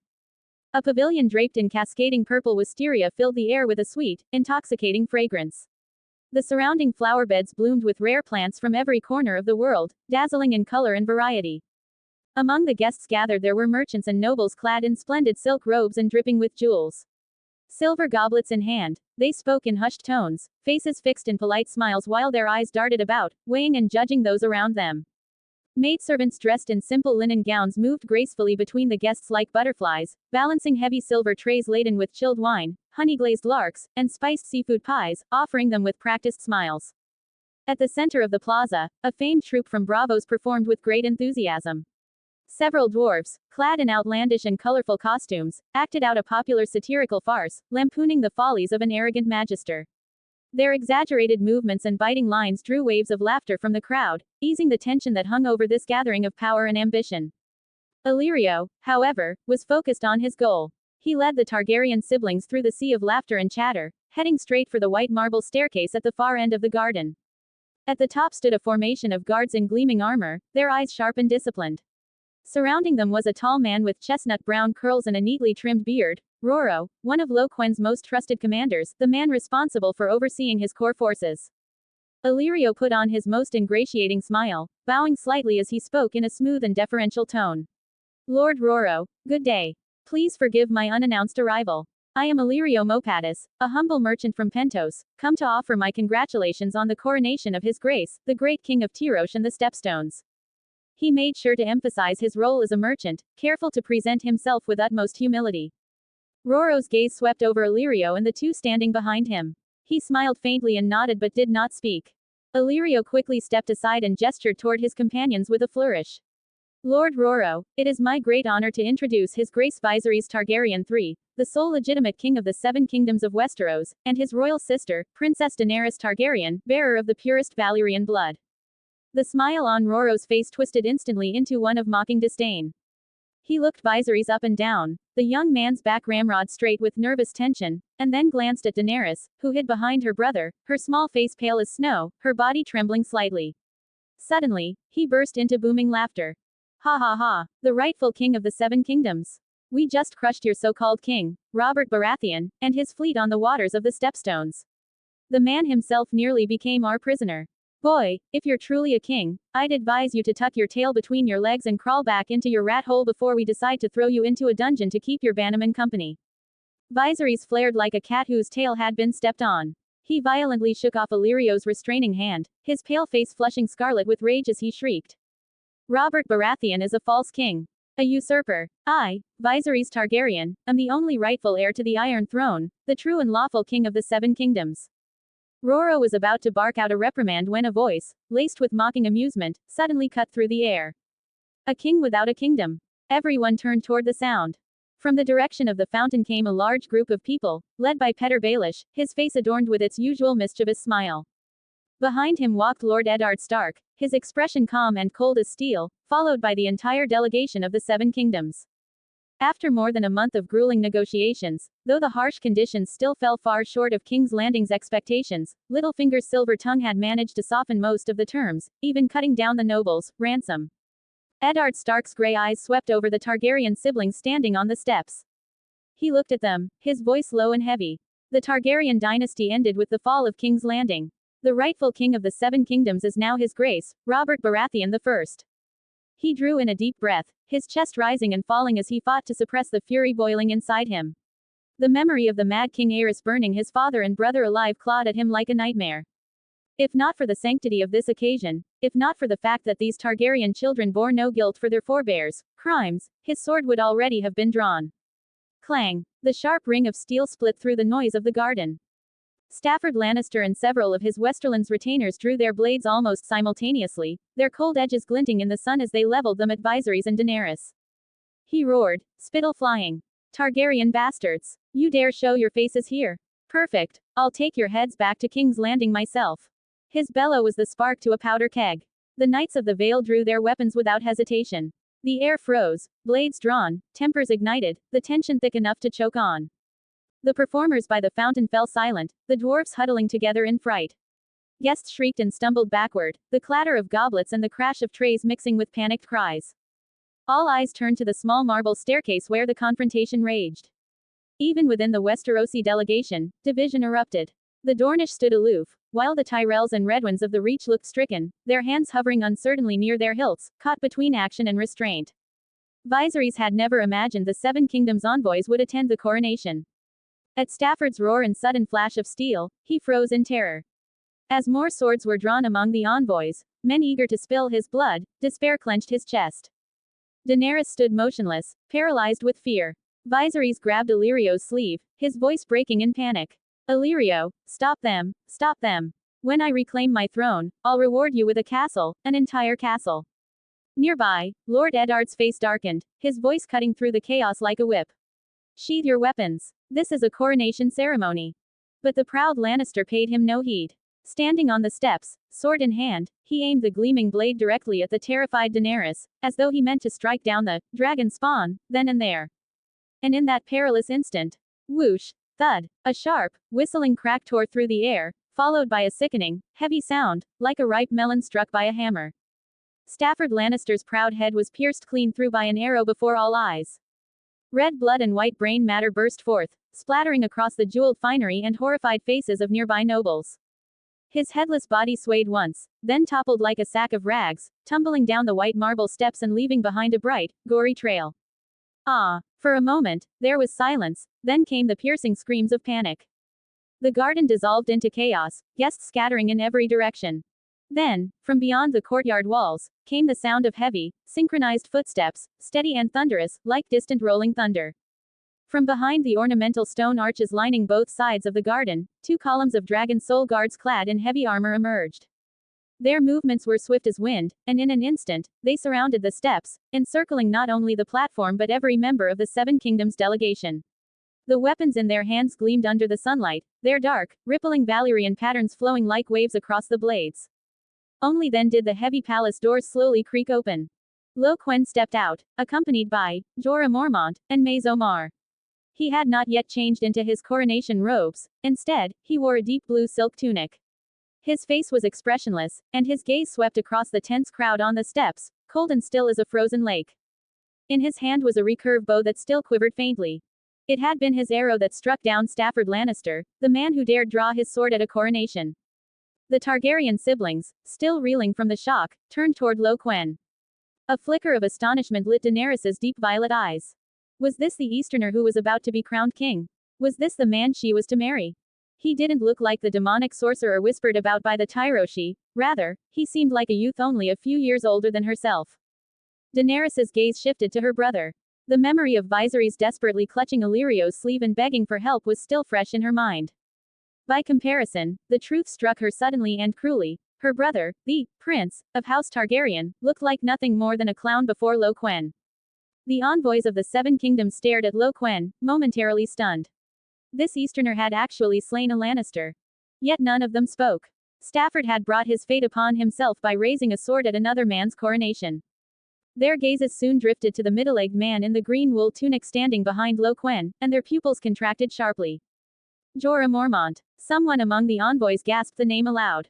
During the earlier negotiations, they had never seen Jorah and had assumed the traitor of the Seven Kingdoms was being hidden by the Easterner. Jorah Mormont gave Quen a brief bow before stepping forward. His eyes swept over the shaken envoys below the steps, their faces streaked with blood, and his voice came cold and sharp with killing intent. Those who dare act with insolence at a coronation deserve death. Great Lord Eddard forced down his shock, meeting Jorah's gaze with his steely gray eyes. He stepped forward, his voice hoarse but steady. Sir Jorah, I never thought I would see you again. I regret letting you escape the north. If your father saw what you've become, he would be filled with shame. You have brought disgrace upon the north and upon House Mormont. Jorah laughed coldly, unmoved by the rebuke. Eddard Stark, he said, his tone laced with contempt, spare me your hollow talk of honor. Now, order every man still holding a weapon to drop it. His gaze hardened. Around him, the dragon soul guards, silent as iron statues, stepped forward in perfect unison. The Valyrian steel swords in their hands lifted slightly, their edges flashing with deadly light. Through the slits of their helmets, their eyes glowed with cold, inhuman focus, each gaze locking onto a member of the Seven Kingdoms delegation. Eddard's heart sank. Valyrian steel. And those empty, lifeless eyes beneath the armor. So the rumors were true. This was the Eastern sorcerer's fabled army of the dead. Under the dragon soul guard's unyielding stare, the men from the Vale hesitated, then slowly sheathed their blades. The remaining men of the Westerlands glanced at the headless corpse sprawled across the steps, then at the ring of drawn swords around them. Fear and resentment warred in their eyes, but at last, trembling, they pushed their blades back into their scabbards with painful slowness. 1 comments 0 vote. Chapter 109. The Coronation. Quen ignored the clamor filling the hall, leaving all matters to Mazo, Roro, and Chai Yik, now in the guise of Jorah, while he turned his attention to the coronation preparations. Time passed slowly. By the time noon approached, all the guests from the gardens had been ushered into the palace, its walls inlaid with jewels and mother of pearl, gleaming like a fallen star. Inside, the air was rich with the fragrance of precious incense. Guests stood in silent anticipation, lined neatly along both sides of the pathway laid with deep crimson Myrish carpets. Illyrio led the still-shaken Targaryen siblings into the hall. Daenerys stared in quiet awe at the magnificence before her. Towering stone windows framed panels of stained glass, casting cascades of colored light that rippled across the floor like a dreamlike sea. On both sides, massive tapestries woven by Myr's most skilled artisans hung from the stone walls, deep blue and violet like the night sky, red and green burning like gemstones. Above, the gilded reliefs across the vaulted ceiling glimmered with a soft, sacred glow under carefully arranged light. At the end of the crimson carpet, the focus of every gaze, stood a throne so breathtaking it seemed to still the air around it. It was carved from a single piece of flawless white marble. Every inch of its surface was set with countless brilliant gems and round pearls that refracted light into dazzling rainbows. Behind the throne hung a great golden banner embroidered with a blood-red dragon, wings spread wide in a roar. This was the royal and family sigil designed personally by Quen, gold symbolizing his own transformation into the golden dragon, and red representing his future mount, the crimson dragon. Daenerys's eyes wandered across the splendor, filled with wonder and a trace of awe only a young girl could feel. Then, suddenly, a grand, celestial symphony erupted through the hall. The music was vast and solemn, so powerful that the very floor seemed to vibrate beneath their feet. It was no melody of mortal creation, but the voice of gods whispering from the heavens, seizing every soul within the palace in an instant. Daenerys turned sharply toward the sound, her heart pounding wildly. Beside her, Viserys and Illyrio stood frozen, mouths slightly open, faces etched with disbelief and awe. Members of the Seven Kingdoms delegation blanched, their pupils wide with shock. The proud court music of Westeros now seemed nothing more than a rustic tune in the presence of this divine harmony. The music's grandeur was so overwhelming that it nearly compelled them to fall to their knees in reverence. Yet what terrified them even more was that, despite the music filling every corner of the vast hall, there were no instruments in sight. Then, from the shadows of the second-floor gallery, rows of Tyrosh singers emerged, standing tall and solemn. In High Valyrian, the common tongue of Westeros, and the language of Yiti, they began to sing the hymn Quen himself had composed and adapted. Long live our great king! May his realm endure forever and ever. Their voices rose deep and powerful, reverent and sacred, merging seamlessly with the ocean of music. Together, the two forces became one, lifting the atmosphere of the entire hall to its zenith. The melody was Quen's adaptation of the British anthem, God Save the King, from his previous life, stripped of divine right verses and rewritten into pure praise for the monarch.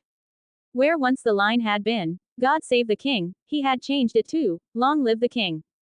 To achieve such grandeur, he had ordered 100,000 precision-crafted metal pipes embedded along the palace walls, creating a massive pipe organ unlike anything seen in the world of Westeros. The organ's resonant waves carried a divine majesty that made even the proudest nobles bow their heads unconsciously, their knees weakening beneath the sheer weight of its sacred sound. Just as the swelling music reached its thundering peak, the great palace doors, inlaid with gold and jade, began to open slowly. A figure, bathed in a blaze of white sunlight, emerged into view. Quen was draped in a magnificent, floor-length cloak of pure white. The outer garment was made from white sable fur, its silver-tipped hairs gleaming faintly as they caught the light, intricately sewn together with fine silk. Beneath the cloak, he wore a robe of golden silk. Delicate golden ribbons, embroidered with exquisite precision, circled his shoulders, and the sash around his waist was woven from gold-threaded fabric, fastened by a massive dragonhead clasp of solid gold, a symbol of supreme majesty. But what truly left the hall breathless was the crown upon his head, a masterpiece of deep, royal purple splendor. It was nothing like the crude metal circlets worn by the kings of the Seven Kingdoms. Its structure was formed from a solid gold ring and 4 arching ribs that curved inward to meet at the crown's apex, where a ruby the size of a man's fist rested in a golden cradle. Between each arch, and all around the circlet's rim, more than 1,000 gemstones had been set close together, casting a prismatic blaze of light that dazzled the eye. A band of silver fox fur lined its base, giving it the stately look of a coronation cap rather than a mere crown. Under the stunned gazes of all present, Quen advanced slowly. In his left hand he held a golden scepter, his right rested steadily upon the hilt of the sword at his waist. His expression was calm and solemn as he strode step by measured step across the deep red Myrish carpet toward the throne of white gems, the seat of ultimate power.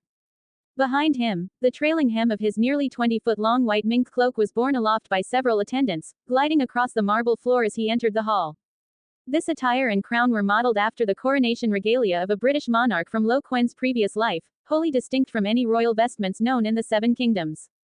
The envoys of Westeros could no longer contain the storm within their hearts. Their eyes met across the aisle, flickering with disbelief and unease.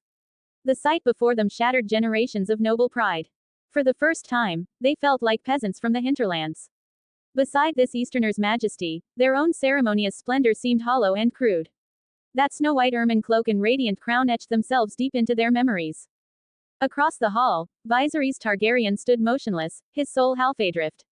His eyes were wide, fixed upon the crown atop Quen's head and the gleaming robes upon his shoulders. His lips moved soundlessly. Only one image filled his mind, he, Viserys Targaryen III, wearing that sacred, untouchable regalia, that priceless crown upon his brow, walking toward the Iron Throne amid the worship and adoration of the world. Jealousy, feral and consuming, gnawed at his heart. His hands trembled, his nails bit deep into his palms. The force of his longing was enough to make him sway on his feet. Finally, Quen reached the resplendent throne of white gems. He turned with unhurried poise, his piercing gaze sweeping across the hall. Then, slowly and with absolute composure, he seated himself upon the gem-studded throne. At his side stood Mar, robed in attire no less splendid. His voice rang clear, proclaiming in High Valyrian, the common tongue, and Yitish. In the sight of all witnesses, I declare Quen of Yiti crowned King of Tyrosh, the Narrow Sea, and the Stepstones. May his reign endure forever.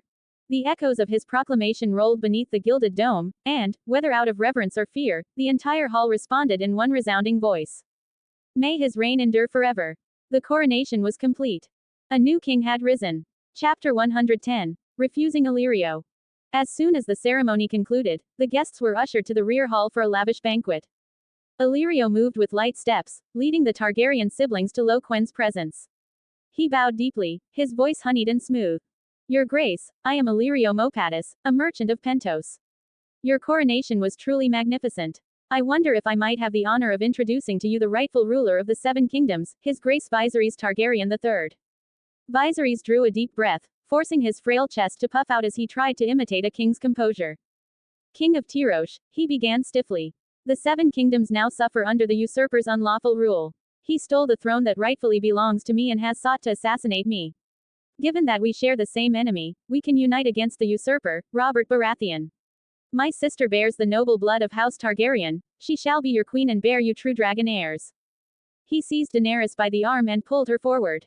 Daenerys had been in the middle of her meal, a half-chewed honey-glazed sausage still in her mouth, the oil glistening on her lips.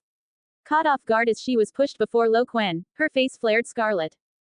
Viserys's expression darkened instantly at the sight of the sausage in her hand. Snatching it away, he cursed inwardly.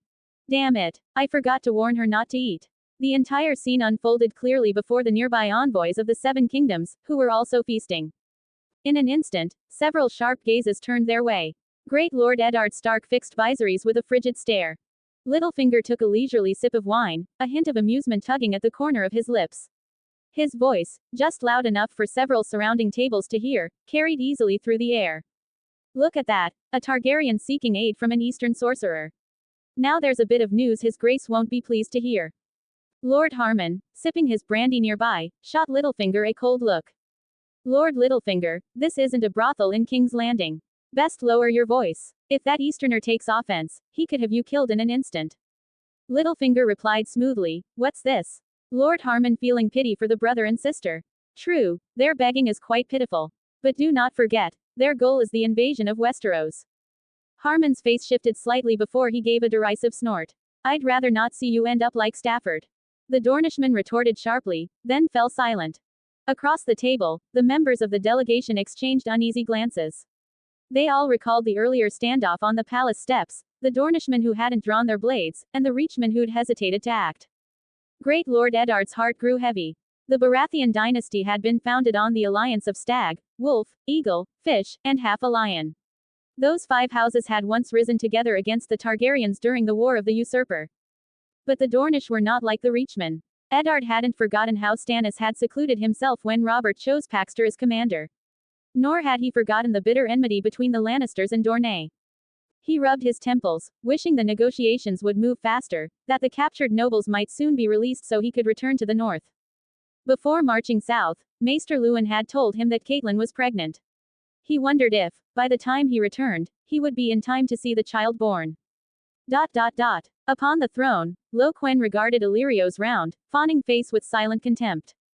So this cheese merchant truly meant to drag him into the mud, hoping to buy time for young Aegon to grow and bide his moment in the shadows.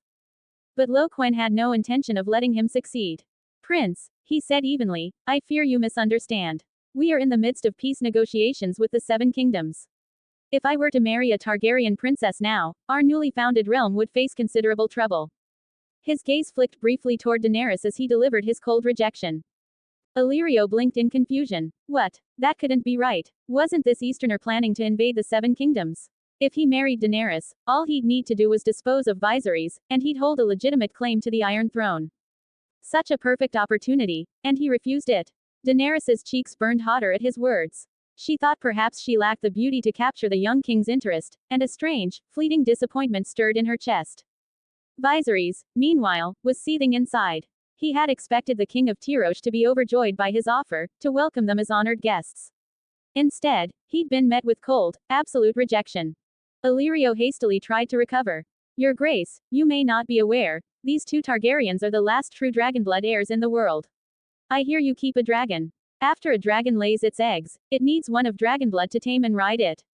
You. Quen cut him off sharply. I have no dragon. The so-called dragons are lies spread by the Seven Kingdoms. You need not say more. I have no interest in the Targaryen restoration. If you have no other business, you may take your leave. He was firm in his denial. He had no dragon. After all, they would never find the Golden One, and his 3 young hatchlings were still safe in the valley below Conquest Keep. Watching Quen's retreating figure, Illyrio wiped at the sweat beading on his forehead, a sinking feeling gnawing at his gut. His plan was slipping off course. He hesitated. 3 dragon egg fossils still lay treasured in his mansion, locked away for years. Perhaps those could convince Quen to agree to the marriage alliance. The thought made his heart ache. Ever since hearing rumors that the Easterner might possess a dragon, Illyrio had secretly gathered a group of sorcerers and pyromancers to hatch the eggs. But no dragon had emerged, only several of his courtiards burned to ash in the attempt. Even so, the fiasco had only made him value the fossils more. There was no way he could simply give them away. Yet, as Quen was about to vanish through the side door, Illyrio ground his teeth and made up his mind. To hell with it. He hurried forward, nearly tripping over his own robes, and called out, Your Grace. If you are willing to marry Princess Daenerys, I have a gift that is certain to please you. Seeing Illyrio's desperate persistence, Quen immediately understood. The merchant meant to use the dragon eggs to buy his consent. But Quen already possessed several of his own. What need did he have for Illyrio's 3? He waved dismissively. No need to say more. Illyrio grew frantic. Your Grace, the Targaryen prince and princess live here in Tyrosh, constantly hunted by assassins from the Iron Throne. Can you truly allow your own kingdom to be riddled with plots and killings?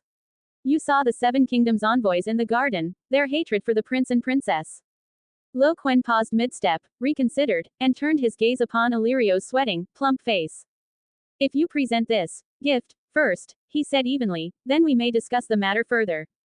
With that, he brushed past and departed. Try to play him for a fool. Not a chance. Once Illyrio brought the dragon eggs forward, it would be Quen, and only Quen, who decided whether or not a marriage alliance would happen.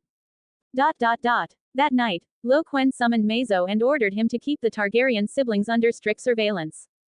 They were to live comfortably, if need be, but under no circumstances were they to leave Tyrosh.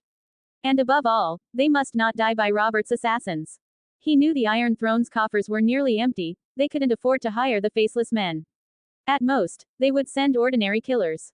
Mazo's skills would be more than enough to deal with those. The next day, Tyrosh's capital witnessed a coronation procession unlike any seen before. The royal parade, personally designed by Quen, marched forth from the towering palace, surrounding the great banner that symbolized royal authority. The procession wound its way in grandeur through the city's streets, circling the entire capital. Countless Tyroshi citizens, who had long harbored resentment toward the Eastern Conqueror and nostalgia for the old Archon, were struck silent by the spectacle. The thunderous cheers, the dazzling pageantry, it all washed away their lingering resistance. As the golden red dragon banner shimmered beneath the sun, some citizens even felt, for the first time, a spark of pride in this newborn kingdom. This was precisely what Quen had intended. Through ceremony and spectacle, he would forge the unity and identity of his new realm. The echoes of the celebration had barely faded when a raven arrived from the construction site at Conquest Keep, bearing a message from Qyburn. The year had come to an end, the 295th year since Aegon's conquest was about to begin. In this world of shifting seasons and fragile peace, even Quen couldn't help but feel the swift passage of time. On the 10th day of the new year, good news came from the disputed lands.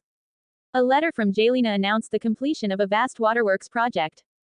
Across the entirety of the disputed lands under Quen's rule, a sprawling network of irrigation canals had been fully connected. Not only had she integrated the private water sources once belonging to the Archon and his inner circle into the public system, but she had also, through iron-fisted measures, forced the great lords and estate owners who monopolized the upper waterways to share portions of their supply with the smaller landholders and free folk downstream. The revitalized irrigation nourished the long-perched soil, and the disputed lands witnessed a harvest more bountiful than any in years. According to the preliminary estimates from tax officials, Quen's administration could now collect around 30 billion iron coins annually in taxes, land, agricultural, port, mineral, and trade, amounting to roughly 300,000 gold dragons in Westerosi currency. And the wealth generated by Tyrosha's thriving capital was even greater. Revenue from trade tariffs, port duties, minting fees, and guild and artisan taxes was projected to bring in as much as 50 billion iron coins a year, the equivalent of 500,000 golden dragons. Moreover, Quen's firm control over the Stepstones trade routes, where tolls were exacted from every passing vessel, brought in a steady annual revenue of roughly 100,000 golden dragons. By that measure, the gross annual income of his young kingdom had already reached an astounding 900,000 golden dragons. It was clear proof that in a commercial choke point like the Narrow Sea, profits from trade far surpassed those of traditional agriculture. Yet with great revenue came great expense. The construction of Conquest Keep demanded continuous funding, while feeding and housing a massive number of captives devoured resources at an alarming rate. Maintaining a well-equipped standing army of 12,000 men was a bottomless pit for gold. And then there was the vast fleet he had seized after taking Tyrosh, 243 warships of every size. The maintenance, supplies, and wages required to keep such a navy operational were astronomical. After calculating all expenditures, Quen estimated that his actual net income for the year would be less than 1/10 of the gross revenue. When compared to Westeros, the Seven Kingdoms might boast similar gross revenues, perhaps reaching into the millions of golden dragons, but their expenses were equally immense. During the height of the Targaryen dynasty, the realm's net surplus might have reached several 100,000 golden dragons. Under Robert's wasteful rule, however, the treasury had long since fallen into crippling debt, its coffers nearly empty. Fortunately, Quen's earlier campaign against the Stepstones pirates had yielded the accumulated fortunes of several pirate lords, a trove of wealth amassed over years of plunder. Though much of it had already been spent repairing the fleet and covering state expenses, a healthy reserve of 500,000 golden dragons still remained. He immediately summoned Quen, a Carcosa native serving under Chai Yik and well-versed in Eastern affairs, and issued his orders. From the reserve, allocate 100,000 golden dragons to purchase Unsullied in Slaver's Bay. Allocate another 200,000 to Yiti, to recruit displaced peasants who had lost their lands to war and famine. The Unsullied were renowned for their unmatched discipline and combat prowess, but their price was steep, 100 golden dragons apiece.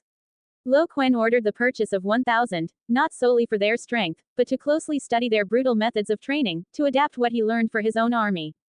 For his true foundation would rest on whether he could forge those recruited Yiti peasants into loyal and reliable soldiers. He remembered well the lesson of Aegon the Conqueror. Though Aegon had subdued the Seven Kingdoms with dragons, he never established a true core base of his own. He failed to consolidate his rule by encouraging immigration from culturally allied regions such as Lee and Volantis. In the end, the Targaryen dynasty was toppled by the deeply rooted power of the First Men and Andal noble houses. That was why Quen spared no expense in sending Quen to recruit the displaced farmers of Yiti as settlers. It was a long-term strategy, a replacement of the birds in the cage. First, he would allow these eastern bloodlines to take root in the disputed lands in Tyrosh. If the day came when he ruled Westeros, he would begin large-scale migration, gradually replacing the rural populations surrounding the Crownlands and the Central Territories with his loyal subjects from the east. As for the issue of land belonging to Westeros's native lords and peasants, a cold light flickered in Lo Quen's eyes. War, after all, was the most effective method of resetting the land. 2 comments 0 vote. Chapter 111. Renly changes his queen. Deep within the gardens of Great Lord Mace Tyrell's estate in King's Landing, a rose-covered pavilion shut out the noise of summer. Renly lounged against a carved bench, a faint smile playing across his handsome face as he drained his cup of spiced wine. Lord Mace, you've seen it yourself. My royal brother is deeply grateful for Highgarden's generous aid. The Lannisters' arrogance is no longer what it once was, and even our esteemed queen's ever-prouder face has finally shown a touch of restraint. Perhaps it's time we take the next step. He set down his goblet, his bright gaze locking on the Great Lord of Highgarden seated across from him. Great Lord Mace sank into a broad, velvet-cushioned chair. Though still in his prime, the richest lord of the 7 kingdoms already showed the fatigue of premature age. Silver threaded through his curling brown hair, and his carefully trimmed beard was dusted with white. Since the news arrived that his second son, Garland, had led an army to war only to fall captive to the Easterners, Great Lord Mace had been restless. He'd immediately boarded the fastest carriage and rushed to King's Landing, dust-covered from the road. He had even sent his third son, Loras, still serving as Renly's squire, off with Lord Eddard's delegation to the Stepstones. The wealthy lords of the Reach all kept manor houses in King's Landing, and the Tyrells owned several in prime locations. These estates now served as the anxious Great Lord's bases of operation.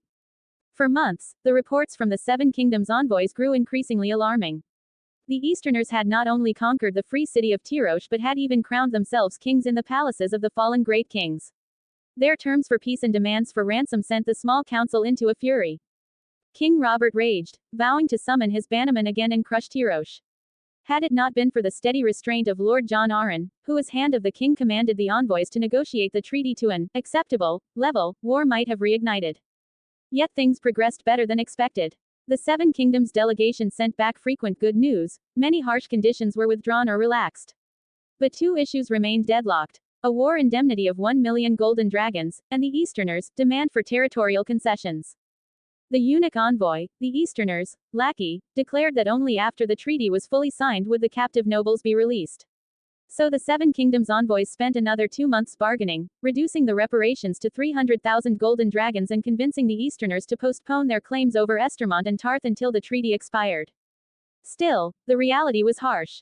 300,000 golden dragons was a staggering sum for the Iron Throne, its treasury empty and debts towering. Who would pay it? While the small council struggled for answers, and even Lord John Arryn prepared to swallow his pride and borrow from the High Septon, Great Lord Mace Tyrell brought good news to the king and his lords. He publicly announced that he would pay the entire indemnity himself, asking nothing in return but to honor his oath of fealty to King Robert. This timely fortune instantly relieved the Iron Throne's dire crisis. King Robert, before the assembled council, praised Great Lord Mace's steadfast loyalty at length. And the Tyrell's pride swelled further when the king, upon learning that the armies of the Westerlands, Dorne, and the Iron Islands had openly defied Lord Paxter's command in their scramble for Valyrian steel, flew into a rage. Robert not only sent a scathing letter rebuking all 3, but in front of Queen Cersei herself, he cursed her father, Lord Tywin, in the foulest terms imaginable. In an instant, the winds of power in King's Landing shifted. House Tyrell was now the hottest name on every noble's lips, and Great Lord Mace had become the most dazzling figure in the throne room. Meanwhile, the once arrogant House Lannister had fallen into an awkward silence. Great Lord Mace, his rounded belly thrust forward, wore expensive silk robes soaked through with sweat, clinging tightly to his skin. He extended his well-groomed hand, carefully plucking a plump, juicy green grape from the fruit platter and popping it into his mouth. The sweet juice burst on his tongue, yet it seemed unable to fully dispel the pain etched between his brows. He nodded slowly, the fleshy cheeks trembling slightly with the motion. Indeed, we must proceed to the next step. I have already ordered the finest painter in all town to create a portrait of Marjorie. Renly's face lit up with a bright smile as he lowered his voice. That would be most excellent. It would be best to paint it within the pendant itself, to guard against prying eyes. Once all preparations are complete, Great Lord Eddard should have returned to King's Landing. At that time, I shall take this pendant to test him. Great Lord Mace gazed at the well-groomed, clear-eyed Renly before him, a murmur rising in his heart. Long before this campaign, Renly had claimed to have overheard some intriguing tidings from Bright Smile, Baelor. Baelor Hightower's sister, Aleri, was Margaery's mother. According to Baelor, during a dance in Aldtown, Lady Margaery's face had reminded him of Lyanna at the tourney of Harrenhal over a decade ago. Thus, Renly secretly sent word to Highgarden through Loras Tyrell. He declared that he would petition his kingly brother to strip Cersei Lannister of her title and have Lady Margaery wed him instead. When Great Lord Mace received the letter, he nearly jumped out of his skin. Lady Olenna pondered long in the gardens of Highgarden with her precious grandson Willas before finally agreeing to Renly's plan. She believed that House Tyrell and the entire Reach should distinguish themselves in the campaign against the Stepstones to please King Robert. Lady Olenna, mother of Great Lord Mace, secretly conspired with House Redwyn and House Hightower. They resolved to reinforce their forces, mustering over 10,000 men to outnumber the other houses and march upon the Stepstones. When the Seven Kingdoms suffered defeat and nobles could only be ransomed through enormous reparations, Renly once again persuaded Lady Olenna to offer aid in their hour of need. Their contingent was the largest, driven neither by greed for Valyrian steel nor hidden motives, and they even assisted the Iron Throne in repaying its indemnities. This series of maneuvers finally bore fruit, earning House Tyrell unprecedented favor and trust from the king. King Robert now spoke of Highgarden and the Reach with admiration, even hinting at his desire to bring Reach nobles into the small council to fill the void left by his brother Great Lord Stannis's long absence. It was exactly what House Tyrell had hoped for, fulfilling the Golden Rose's long-cherished dream of entering the core of power. Together with Renly, they planned that once Great Lord Eddard returned, they would present him with the portrait and then seize an opportune moment to advance the plan to replace the queen. Renly set down his silver goblet gently, his smile broad. Great Lord Mace, Highgarden's coffers are deep. Repaying the indemnity would certainly earn you renown, but there are still many lords to be ransomed. Golden dragons are not cheap. I have already instructed my Castellan, Lord Courtenay, to send 100,000 golden dragons to Highgarden. Lord Mace froze, a flicker of shock crossing his eyes. He stammered, Lord Renly, this. Renly was deeply invested in the Queen's replacement. He acted as a go-between for Highgarden and the Iron Throne, intent on bringing down House Lannister. But what was Renly's true purpose? He was pushing so eagerly for the Queen's replacement, yet even if the new Queen came from House Tyrell, what benefit would it bring him? The line of succession to the Iron Throne was worlds away. He stood to gain nothing. Then Lord Mace recalled Lady Olenna's warning, be ever wary of Renly. Lady Olenna had already sensed Renly's ambition for the Iron Throne, though she did not yet know by what means he intended to pursue it. But was Highgarden not also using Renly? With Margaery as Queen of the Seven Kingdoms, House Tyrell would rise to the forefront of politics, closer than ever to the supreme power of Westeros. Leveraging Highgarden's formidable strength, they could even impose their influence upon the king's decisions. The child that the new Queen Margaery would one day bear would have a rightful claim to the throne, just as it had been in the days of Viserys I. Renly waved his hand with a smile. Enough of that for now. We'll discuss it in detail when Great Lord Eddard returns. As for the portrait, Lord Mace replied, we'll hasten the preparations. He glanced at the confident smile on Renly's face, unable to discern what game the man was playing. Still, he raised a crucial question. Lord Renly, Margaery is only 12 now and has not yet reached her flowering. Renly smiled. It matters not. This need not be rushed. Once our campaign against the Stepstones concludes and the nobles of the Seven Kingdoms return, we may deliberate then. Lord Mace nodded. Chapter 112. The movements of the Lyseni. Disputed lands, Crown Town. After 4 months of construction, the once desolate land had been completely transformed. 9 sturdy stone piers now lined the harbor, and a newly built lighthouse stood proudly at the end of the breakwater. To tame the roaring sea, craftsmen had stacked massive granite blocks into breakwaters and jetties along the coast. The slopes by the shore had been reinforced and neatly paved with stone slabs. Most striking of all were the towering rows of warehouses and storage yards rising along the waterfront, filled to the brim with mountains of grain. Dockworkers hurried back and forth between the piers and the warehouses, loading and unloading cargo, while barges and small boats bustled through the waterways, filling the entire port with vibrant life. From the bustling heart of the harbor, a new avenue stretched straight eastward, 30 feet wide and paved entirely with smooth white marble. It led directly to the distant hills, where the rising Conquest Keep stood against the sky. Quen rode his horse along the marble road, the crisp echo of its hoofs compelling one to straighten unconsciously. He gazed toward the hills. The outline of Conquest Keep was now clearly visible. 2 towering gatehouses, outer and inner, stood tall. On both sides, workers were busy raising the high curtain walls, while the circular tower bases had already been laid, waiting to be built upward. The white stone walls of the main keep were more than half complete, revealing its massive foundation and the beginnings of its grand form. Inside the central hall, the site was particularly inspiring. Massive oak beams supported the emerging framework of a ribbed vault, carefully placed by stonemasons working high on the scaffolding. On either side, flying buttresses stretched outward to bear the immense lateral thrust of the walls. From the foot of the hill, the growing white colossus seemed to come alive, an enormous beast of stone, turning Quen's vision into reality. Pride swelled in his chest. He reined in his horse, pausing briefly before guiding it around the hillside and into the hidden river valley camp where Janis and Archmaester Marwyn resided. Outside the camp perimeter, Dragon Soul guards stood watchful at every vantage point and narrow pass. The moment Quen's horse hooves echoed along the gravel path at the valley entrance, a streak of blazing red tore through the dappled forest light, rushing toward him. Blood Dancer. Quen called out with a smile. In 4 months, the blood-red young dragon had grown considerably. It now measured close to 3 meters, its sleek body covered in layers of crimson scales that gleamed like rubies under the sunlight filtering through the trees. Its long, powerful neck moved with fluid grace, and its amber eyes fixed affectionately on Quen as it let out a low, rumbling growl. The most noticeable changes were its wings and hind legs. The wing membranes had become broader and tougher, the hind muscles knotted and strong, and the claws that joined the membranes looked fierce and capable. With a deft twist midair, it kicked off with its hind legs and wings, landing lightly atop the tallest cabin in the camp. From its perch, it surveyed the valley below with a mix of grace and power. Almost as Blood Dancer settled, Jelena and Janis emerged from the trees beyond the camp.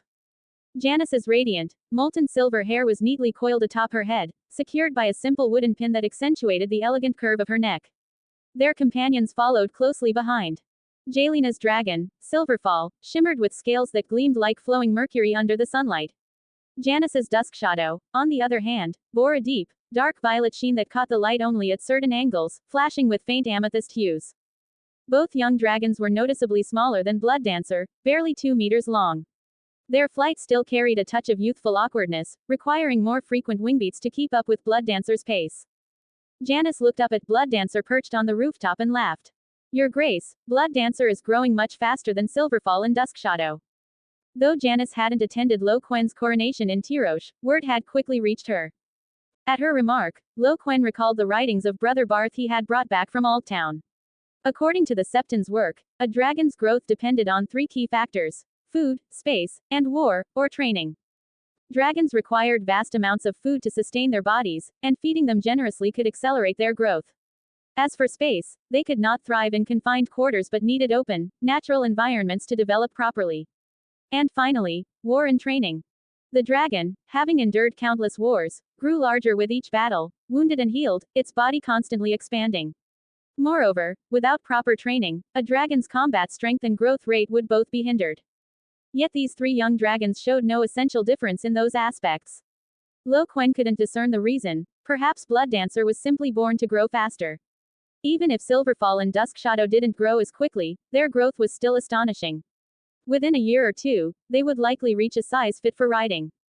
The 3 lingered a while longer, teasing the young dragons and feeding them several fresh, plump fish. Blood Dancer grew impatient, letting out a low, urging growl before flapping its wings and soaring toward the dense primeval forest deep within the valley. Silverfall and Duskshadow followed close behind. The 3 dragon silhouettes circled above the canopy a few times, then dove downward like arrows loosed from a bow, disappearing into the vast green sea of leaves. Moments later, the forest erupted with the panicked cries of beasts and the excited roars of the young dragons. The entire river valley was tightly guarded by loyal Dragon Soul guards. Watchtowers rose high, patrols crossed paths, ensuring the young dragon's complete safety. Quen therefore felt no concern for them. Surveying the camp, Quen asked, "Where is Archmaester Marwyn?" Janis smirked and pointed toward a low wooden hut on the camp's edge. The Archmaester's shut himself in that hut, turning day and night upside down with his Valyria magic books. He's probably still asleep right now. Quen walked over and found Marwyn lying on his bed. The room was cluttered with Valyria texts and piles of handwritten notes, utter chaos. He shook his head helplessly. Were all scholars this messy? Deciding not to disturb the Archmaester, Quen went to look for Qyburn instead.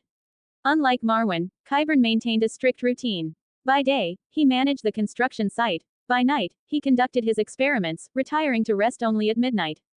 Quen found him amid the clamor of the armory workshop. The former maester of the citadel wore a clean gray linen robe, dusty from labor but still neatly kept. With hands clasped behind his back, he inspected the various work zones with focused attention, occasionally pausing to issue calm, precise corrections to the craftsman or jotting quick notes in his small notebook with a charcoal pencil. Maester Qyburn, how is the progress of the armory's construction? Qyburn immediately turned and gave a respectful bow. Your Grace, everything is proceeding according to plan. The first weapon forging workshop has officially begun production. He pointed toward a massive shed belching thick black smoke and echoing with rhythmic clanging. 100 master smiths recruited from Tyrosh and 500 nimble apprentices are already in place. We're currently testing operations using a structure of 1 master smith leading 5 apprentices. Preliminary efficiency reports indicate that each group can produce 2 military-grade longswords every 5 days. His gaze shifted toward a nearby zone crowded with scaffolding. The main structure of the armor and protective gear workshop has been completed. The forging furnaces and quenching pools are under construction and expected to begin production early next month. 1 smith and 5 apprentices producing 2 swords in 5 days meant that the first weapons workshop could output around 200 swords in the same period, a solid result. Production efficiency for polearms like spears and halberds would be even higher. However, Quen caught a faint shadow crossing Qyburn's expression as he finished speaking. Maester Qyburn, continue. Quen's tone deepened. Qyburn drew a long breath, his voice heavy with unease. Your Grace, although the armory's progress is swift, we've encountered a serious problem, an iron ore shortage. Iron ore? Quen's brows furrowed. Precisely. Qyburn nodded gravely. Neither Tyrosh nor the archipelago possesses major iron deposits. Our supply of pig iron has always come from the Grey Mountains mining region in the disputed lands, controlled by Lee merchants. But recently, the Lysan have imposed a de facto embargo and blockade on us. The amount of pig iron we can obtain through normal channels has dropped by over 70%. And those greedy merchants have seized the chance to extort us. The price of pig iron now rises several times a day, more than doubling since last month. This is no market fluctuation, Your Grace. Quen's expression darkened instantly, his face grim as storm clouds. He had yet to make time to deal with his troublesome neighbor, Lee, and now they dared to strike first. It seemed his earlier denial of the dragon's existence had been taken by the free cities as a sign of weakness. Good. Very good. Quen's voice was low and cold. I am aware of this matter, Maester Qyburn. Focus solely on the construction of the workshops and the optimization of production. I will take care of the iron ore problem. After inspecting the armory, Quen spurred his horse toward the training grounds, with Jelena following closely behind. The 7,000 soldiers under her command now appeared completely renewed. The vast training field was filled with dust and noise, yet everything moved with precise order. Thanks to the fine equipment seized from prisoners of the 7 kingdoms, the soldiers were no longer the ragtag force they had once been. Under the sunlight, thousands of chainmail suits, leather armors, and even pieces of plate armor gleamed with a cold metallic luster. The thunderous shouts of drill commands, the synchronized stomping of boots, and the ringing clash of weapons merged into a surging torrent of steel and discipline. The spear formation was the primary focus of training. Under the booming orders of officers and the direction of brightly colored signal flags, the soldiers moved in perfect unison. At the command, raise spears, thousands of glinting spear points instantly angled forward, forming a daunting forest of death. When the order, advance, followed, the entire formation surged forward as one, heavy boots striking the ground in rhythm, spearheads maintaining flawless alignment and spacing. Turn, defend the flanks. At the shift in command, the formation pivoted swiftly and seamlessly. Soldiers on the flanks redirected their spears to create a defensive barrier. The archers' line on the opposite side was equally imposing. Following their officers' commands, they performed each motion, knocking arrows, drawing bows, and firing, in perfect coordination. A commander raised his signal flag high. Knock. In an instant, thousands of arrows were set upon bowstrings, the motion so uniform it seemed as if executed by a single body. Draw. The strong bows bent like full moons, their taut strings humming together in a low, resonant rumble. Release. The signal flag dropped, and the bowstrings thrummed as one. A dense rain of arrows sliced through the air with sharp whistling sounds before slamming into the distant target field with a rapid thud-thud-thud. Next came precision shooting drills. Soldiers stepped forward one by one, aiming at targets 100 paces away, competing to strike the bullseye. The air buzzed with cheers and groans of disappointment. Watching this army, transformed beyond recognition in such a short span, Quen's eyes reflected rare approval. Since Jorah Mormont's imprisonment in the dungeons, the responsibility for training had fallen entirely to Jelena and the other officers. Jelena commanded 7,000 soldiers and 400 dragon soul guards stationed in the disputed lands. Roro led 2,000 soldiers garrisoned in Tyrosh to defend the harbor and city walls. Hal commanded 1,000 soldiers stationed on Bloodstone Isle, with another 500 spread across Jawbreak Island, Torturer's Deep, and Weeping Reef. Chayik, meanwhile, oversaw 500 Dragon Soul Guards and 500 soldiers in Tyrosh, managing the city's internal affairs. Janis commanded 500 soldiers and 300 Dragon Soul Guards, while another 300 Dragon Soul Guards remained as Quen's personal guard. Jalena's legion was, without question, the core of his military might, the force he relied on most. After the inspection was complete, Quen set off back toward Tyrosh. 1 comments 0 vote. Chapter 113. The Trail of the Unicorns. Shortly after Quen entered the palace, Roro arrived with 2 travel-worn captains seeking an audience. Quen recognized one of them, Quen Sathments, once a subordinate of Saladhor San and captain of the Shyala's dance. The other was a typical Tyroshi, his slightly greasy brown hair hanging loose over his shoulders. Most striking of all was the tuft of beard on his chin, dyed a vivid emerald green, which lent his otherwise ordinary face a roguish, cunning charm. Roro bowed respectfully. Your Grace, this is Captain Moreo Tumidus of the Storm Dancer. He's sailed the narrow sea for over 30 years, commanding 4 vessels. Sometimes he trades in passengers and goods, and other times. Roro hesitated, glancing toward Moreo. Moreo immediately finished for him. Other times I engage in less respectable work. His tone was frank, his eyes studying Quen's reaction carefully. Quen regarded him with mild amusement. The less respectable work clearly meant smuggling. Moreo stepped forward, a sly glint in his eyes that marked him as a man well acquainted with the trade. Your Grace, he said softly, I wonder if you might be interested in a certain business opportunity. Quen raised an eyebrow. Go on. Moreo smiled. Your Grace, I've spent years plying the waters on both sides of the narrow sea, most often near the north. As you can imagine, legitimate trade yields little profit, a single storm could ruin me. So I took risks, smuggling timber from the north despite the danger of losing my head. In fact, much of the wood Lord Roro purchased from the black market in Spearhandle village came from my ships. But recently, my men and I discovered something unusual. Perhaps it's the kind of thing that could fetch a fine price from you. Quen gestured for him to continue. Captain Moreo, speak freely. Moreo lowered his voice. While felling timber in the coastal forests of Skagos, we stumbled upon a unicorn lair. There were several adult unicorns living there. We didn't have enough men to handle them, so we withdrew. Skagos. Unicorns. Quen's eyes narrowed in interest. The original histories mentioned little about Skagos, and Quen knew almost nothing of it. He only knew that it was inhabited by a tribe calling themselves the Stoneborn, descendants of the first men, savage and cannibalistic, living largely outside the rule of Westeros. Though they swore nominal loyalty to House Stark, there was little proof they had ever honored that oath. In the original timeline, Lord Eddard's youngest son, Rickon, would one day be taken there by the wildling woman Osha. Rumors of unicorns on Skagos had persisted for centuries, yet no bones had ever been found. For Moreo to have ventured there to poach timber, and to stumble upon such creatures, was a remarkable stroke of luck. Captain Moreo, Quen said at once, you want me to send men to help you capture the unicorns? Moreo shook his head quickly. Your Grace, not you helping me helping you. I'll guide your soldiers myself and make sure every living unicorn is brought out. Quen smiled, his eyes glinting with approval at the Tyroshi's quick wit. Then, Captain Moreo, what is it you want in return?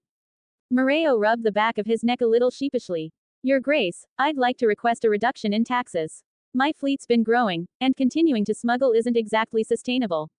If you could grant my ships some tax relief, that would mean a great deal.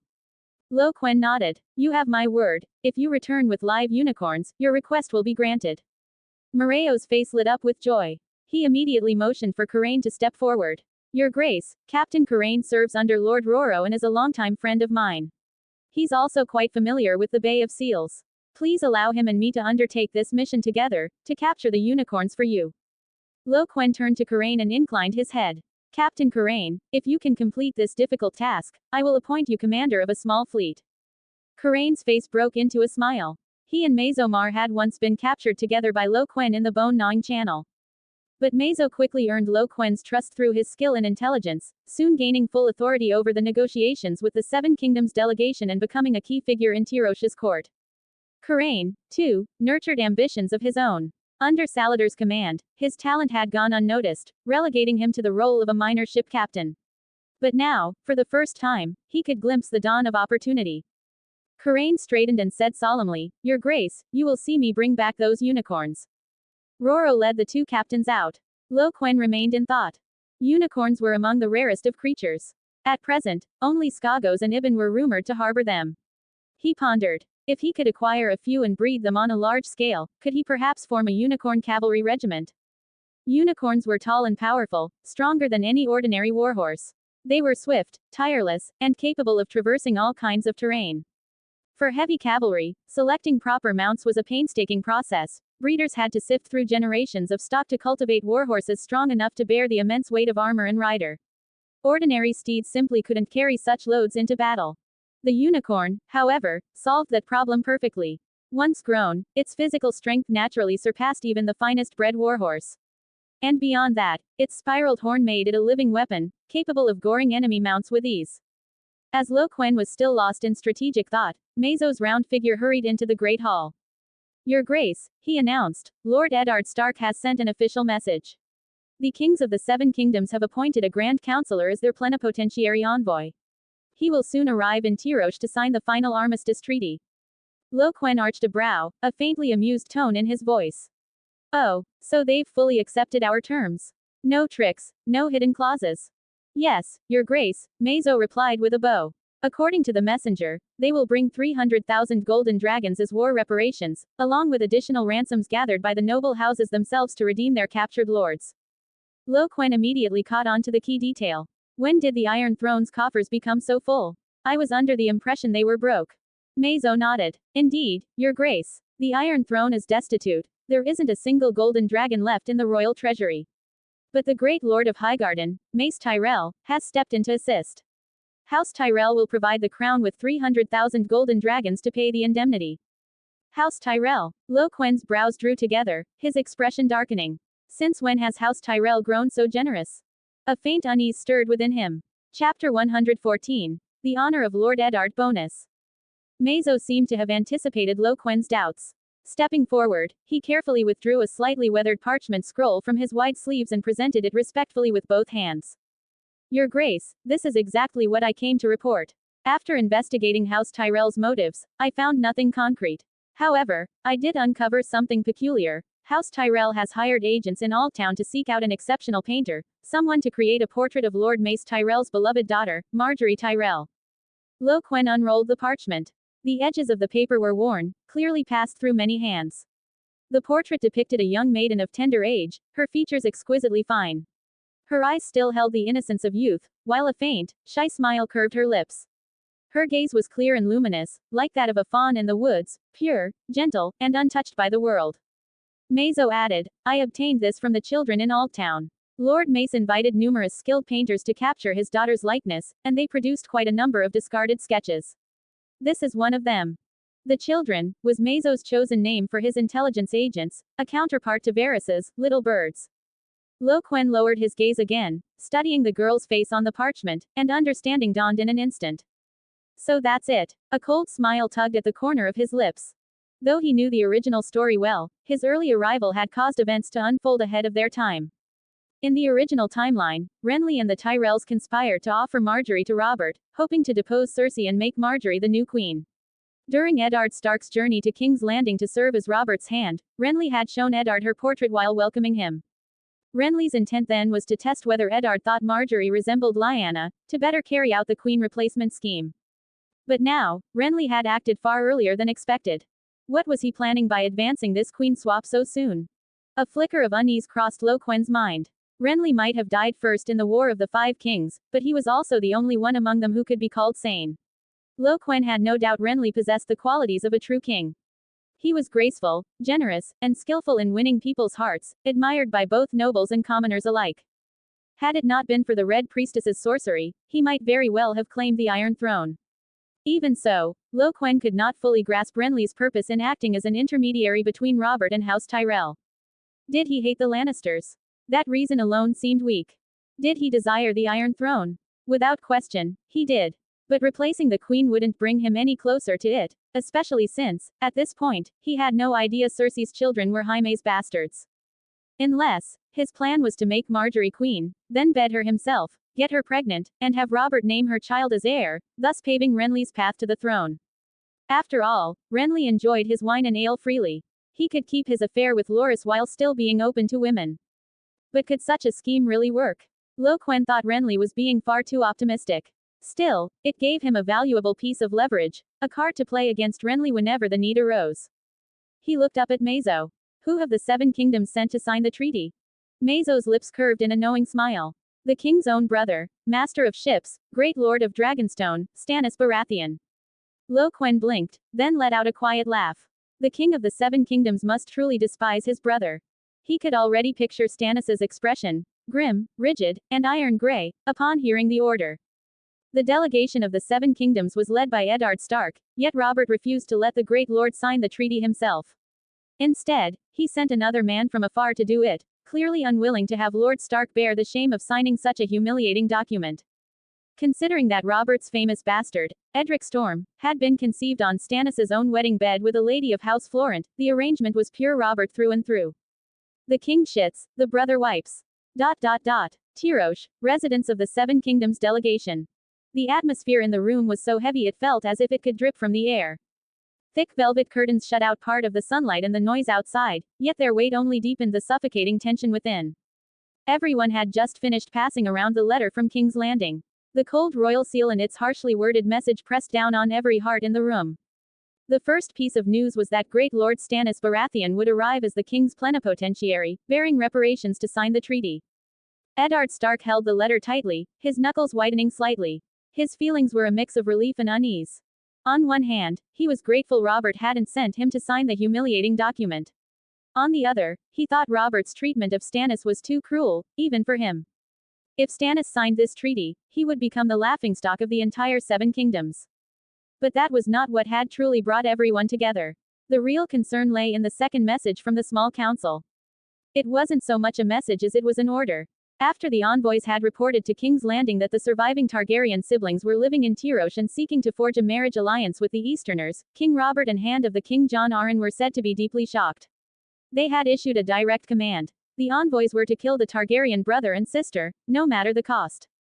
Littlefinger wore his usual faint smile as he glanced toward Lord Eddard.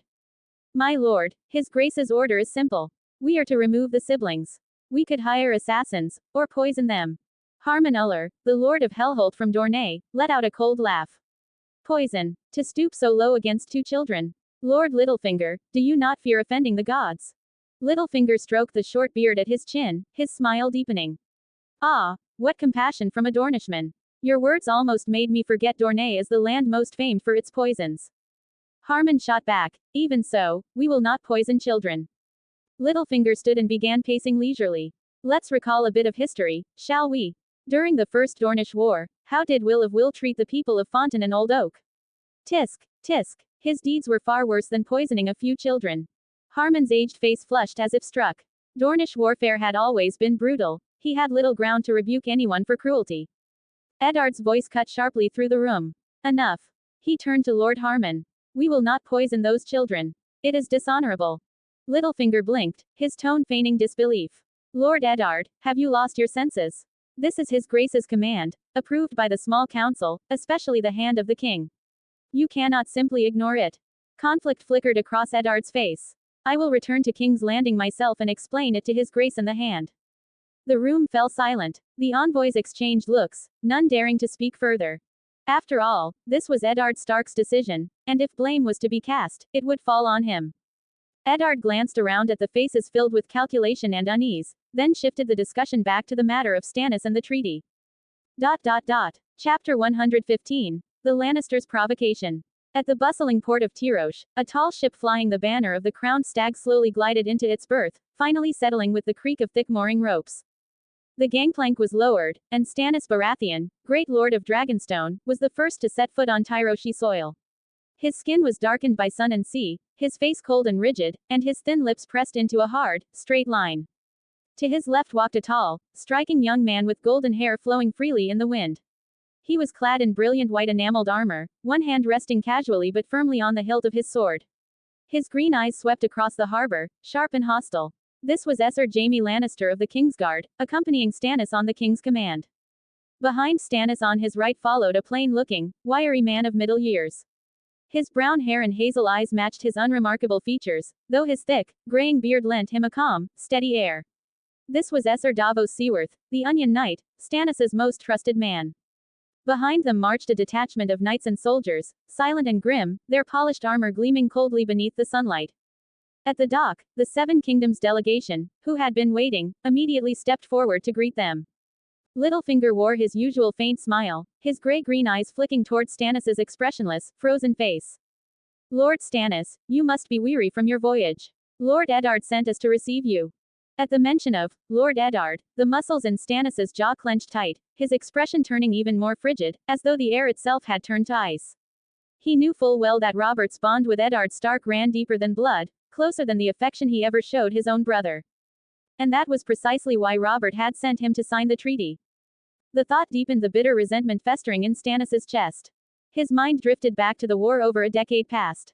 He remembered being trapped in Storm's End by Paxter Redwyn's fleet, the siege lasting so long they had nearly eaten the rats in the cellars to survive. Had it not been for Essos Davos risking his life to smuggle in a shipload of onions and salted fish, Stannis would have perished. And when the war finally ended, instead of rewarding him, Robert granted Storm's End to young Renly, while sending Stannis off to rule the damp, barren island of Dragonstone. All because Robert blamed him for letting Viserys and Daenerys escape. Then came another memory, his wedding day. Robert had taken a Florent girl to Stannis's own marriage bed and sired a bastard on her. Stannis had felt nothing but humiliation. Now, on this campaign concerning the Stepstones, Robert had once again dismissed him, denying him command of the royal forces in the small council. Instead, he gave the title of commander to Paxter Redwyn, the very man who had once starved him. And now, with the Iron Throne defeated and forced to sign a shameful peace with the Easterners, Robert had chosen to send him, the despised brother, to bear the disgrace, sparing Eddard Stark from humiliation. All of it had bred nothing but cold fury in Stannis's heart. He pulled his thoughts back and ignored Littlefinger's pleasantries, giving him only a cold glance. "Take us to the Easterner." Inside the Grand Palace, Eddard Stark stood waiting, solemn and straight-backed. When Stannis and his retinue entered, Eddard stepped forward, his voice low and heavy with restrained emotion. "Lord Stannis, you've finally arrived. The King of Tyrosh ordered us to receive you here." Stannis acted as though he hadn't heard a word. His stony face didn't shift, and his eyes passed straight over Eddard, as if he were nothing but air. A shadow flickered across Eddard's face. His lips pressed into a thin line. He knew well that Robert's choices had already driven a deep, unbridgeable rift between them. The tense silence was suddenly broken by a growl filled with anger. Jaime Lannister stepped forward, green eyes blazing with cold fury as he fixed his gaze on Eddard. "Where is that Easterner? He killed one of ours. You know that, don't you, Lord Stark?" Eddard's brow furrowed, irritation tightening in his chest. Stafford Lannister, father of Jason Lannister, had been the brother of Jaime's grandfather, Tytos Lannister. By blood, that made Stafford Jaime's uncle, a close relative indeed. Yet Eddard still couldn't fathom why Robert had chosen to send a Lannister to join this embassy in the first place. Eddard could only answer helplessly, "Sir Jaime, Lord Stafford drew his sword during the coronation of the King of Tyrosh, intending to commit murder. The king executed him on the spot. That is the truth." "Murder." Jaime barked out a harsh laugh, his handsome face twisting with fury. "He wanted to kill the exiled Targaryen prince and princess, and you call that murder? Have you forgotten how your own father and brother were butchered in King's Landing, by their father?" Great Lord Eddard's expression hardened. "The sins of Aerys are not theirs to bear. His children are innocent." "Innocent?" Jaime sneered. "Tell me, Lord Stark, are all Northerners as soft-hearted as you? How long will you go on protecting those two?" His Grace's orders were clear: get rid of them, by whatever means necessary. Eddard's brow furrowed. "All the envoys of the Seven Kingdoms are gathered in Tyrosh. If we make a move here, the King of Tyrosh will not let it go unpunished. Even if he hasn't married the Targaryen girl, he won't allow us to shed blood on his soil." Jaime stepped forward, eyes blazing, his voice dropping to a low, venomous growl. "Then hire someone to do it. Wait until the delegation sets sail before sending assassins. Or use poison. There are countless ways to deceive this Easterner, but you've done nothing." Eddard met his glare with cold steel. "When I choose to kill a man, I do it myself. Face to face. I don't stoop to hired knives or poison. Such things have no honor." Jaime's temper snapped. "Eddard Stark, His Grace made a mistake sending you here. Your damned honor will get us all killed." Eddard turned his back on him, refusing to respond. Jaime's anger only burned hotter at the sight. He opened his mouth to lash out again, but the sound of armored boots echoed through the hall. At that moment, Quen entered the palace, accompanied by Mazo, Roro, and Chai Yik, disguised as Jorah Mormont, followed by a squad of Dragon Soul guards. The instant Jaime saw Quen, he knew. This was the Easterner. He immediately strode forward, intent on confronting him, but the Dragon Soul guard stepped in at once, blocking his path. Jaime Lannister ignored them, shouting in furious defiance, "King of Tyrosh! You killed my uncle. If you have any courage, face me one-on-one, I'll show you the strength of House Lannister." 1 comments 0 vote. Chapter 116. Teaching Jaime a lesson. Quen didn't so much as glance at him. Seated calmly upon the throne, he raised a glass of pear brandy and took a slow, unhurried sip. At his side, Jorah barked sharply, his voice echoing through the hall. "Lannister, shut your mouth, or I'll have you on the ground begging for mercy." He stepped forward with ghost-like speed. With a crisp metallic hiss, the Valyrian steel blade at his waist, its surface rippling with dark, watery patterns, slid free of its sheath. The cold, gleaming tip leveled directly at Jaime's throat. Startled by the lightning-fast draw, Jaime's pupils narrowed. Recognition flickered across his face before twisting into a mocking sneer. "Sir Jorah, I almost forgot, the North's banished dog has found a new master. Do you remember the tourney at Lannisport years ago? You beat me then. How about a real contest this time? A duel of blades, man to man?" Jorah turned to Quen, who gave a slight nod. Jaime drew his own finely crafted longsword, its steel gleaming with intricate ornamentation, and faced off against Jorah in the middle of the hall. The two squared off in the center of the palace, tension thick as ice in the air. At Stannis' side, Ser Davos frowned deeply, lowering his voice. "My lord, should we stop Ser Jaime?" Stannis' expression did not waver. His thin lips parted, his tone cold and unyielding as forged iron. He demanded a duel. The King of Tyrosh has sent his champion. Let them fight. Ser Davos gave a small nod in acknowledgement. Eddard Stark cast a glance toward Stannis. Seeing no objection, he too held his tongue. It was an honorable duel, nothing worth interfering in. And truth be told, his relationship with Jaime Lannister had never been warm. Watching him fall on his face would be a welcome sight. ... Without warning, Jorah lunged. No feints. No wasted motion. He shot forward like a loosed bolt, a blur of lethal momentum that closed the distance in an instant. Too fast. Jaime barely registered the movement before a blast of cutting wind struck his face. Every instinct screamed danger. In a rush, he switched from a one-handed grip to both hands, raising his sword to block. Clang. The sound exploded through the hall, sparks spraying like stars. An immense force slammed into Jaime's blade, like being struck by a battering ram. His arms shook violently, the skin between his thumb and forefinger split open, blood welling out. He stumbled back 3 steps, boots skidding across the floor before he steadied himself. The color drained from his face. He stared in disbelief. Jorah was fighting one-handed.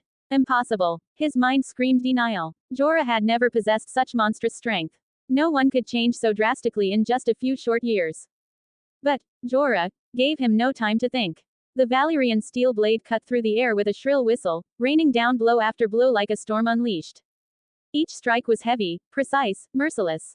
Jaime gritted his teeth, mustering every ounce of skill to block and evade. Every clash rang with shrieking steel and sent fresh tremors up his arms. His immaculate white enameled armor, once pristine, was now marred. Wherever the Valyrian blade grazed, deep gouges tore through the glaze, exposing the metal beneath. Cold sweat trickled down his temple. His breathing came fast and ragged. His strength was fading with alarming speed. Each parry left his arms number, heavier. Meanwhile, Jorah fought effortlessly, his offhand tucked behind his back, steps steady, every motion smooth and composed, as if this were no battle but a training display. Worse still, Jaime's ornate longsword, forged of fine steel, fared pitifully against Valyrian steel. With every collision, new cracks splintered along the blade, its edge curling and breaking, emitting a tortured metallic whine. Clang. Another brutal impact. Jaime poured all his strength into the block. His legs buckled under the shock, trembling uncontrollably as sweat poured down his face. Then, just as his strength faltered, Jorah shifted his wrist, unleashing a sudden surge of power. Jaime's choked cry filled the air. His knees gave way, and he crashed to the floor with a heavy thud. The ruined longsword in his hands gave a pitiful groan and snapped cleanly in two. Before the shattered blade even hit the ground, Jorah's Valyrian steel sword descended like a flash of shadow. The edge bit through the ornate porcelain-glazed shoulder plate with terrifying ease, cutting deep into flesh and bone. "Aaaah!" Jaime's scream tore through the hall, shattering the silence. Blood burst forth in a crimson spray, soaking his white cloak and staining half his armor red. Had Jorah not pulled back his strength at the final instant, that stroke would have cleaved Jaime from shoulder to hip in a single blow. Jorah gave a cold snort and flicked his wrist, yanking the bloodied blade free from Jaime's shoulder. Without hesitation, he lifted his boot and drove it mercilessly into Jaime's chest. Thud. Jaime flew backward like a hurled stone, the sheer force sending him crashing across the hall. He hit the hard stone floor 10 feet away, rolling several times before coming to a stop. Dust clung to the once pristine white of his cloak. Pain and humiliation so intense it blurred his vision surged through him. Gasping, he struggled to rise, emerald eyes blazing with wild fury. Grabbing the broken sword from the ground, he roared and charged at Jorah again. What greeted him was a faster, heavier kick. Thump. Jaime was launched once more, this time slamming hard into a marble pillar. He grunted, collapsing in a heap. Blood spilled from his mouth as he curled up on the ground, trembling, unable to rise. Only pained gasps and muffled groans escaped his lips. The hall fell deathly silent. The entire delegation of the Seven Kingdoms could only stare in shock at the one-sided slaughter before them. At 15, Jaime Lannister had been knighted by Sir Arthur Dayne, the Sword of the Morning, for helping put down the Kingswood Brotherhood. Across the Seven Kingdoms, there were few who could best him in single combat. Even Jorah Mormont, famed for his own formidable skill, had only managed to draw with Jaime during the tourney at Lannisport. Even if Jorah had surpassed him, it shouldn't have been this effortless. Yet before their eyes, Jorah was dismantling Jaime Lannister without even breaking a sweat. Eddard Stark's expression grew colder still. Ever since hearing from captured Westerosi nobles that Jorah Mormont harbored ambitions to replace House Stark as Warden of the North, he had come to loathe the man completely. Jorah walked forward, his Valyrian steel blade dripping blood. He stopped before the fallen Jaime, the cold point of his sword nearly brushing the knight's nose. His voice was filled with open contempt. Do you want to keep going? No matter how many times we fight, you'll never be my equal. One hand is all I need to put you down. The words pierced what little pride Jaime still had left. Gritting his teeth against the stabbing pain from his shoulder, he lifted his head. His face, smeared with dust, sweat, and blood, twisted with humiliation and hate. His emerald eyes burned with venom as he glared at Jorah, as if he could devour him whole. The lion's pride refused to die. His knuckles widened around the hilt of his broken sword as though he still meant to strike. Enough. Stannis's voice cut through the tension like a blade of ice. Sir Jaime, you are no match for him. Yield now, or I'll return to King's Landing with your head. Jorah tilted his sword upward, the point leveling at Jaime once more.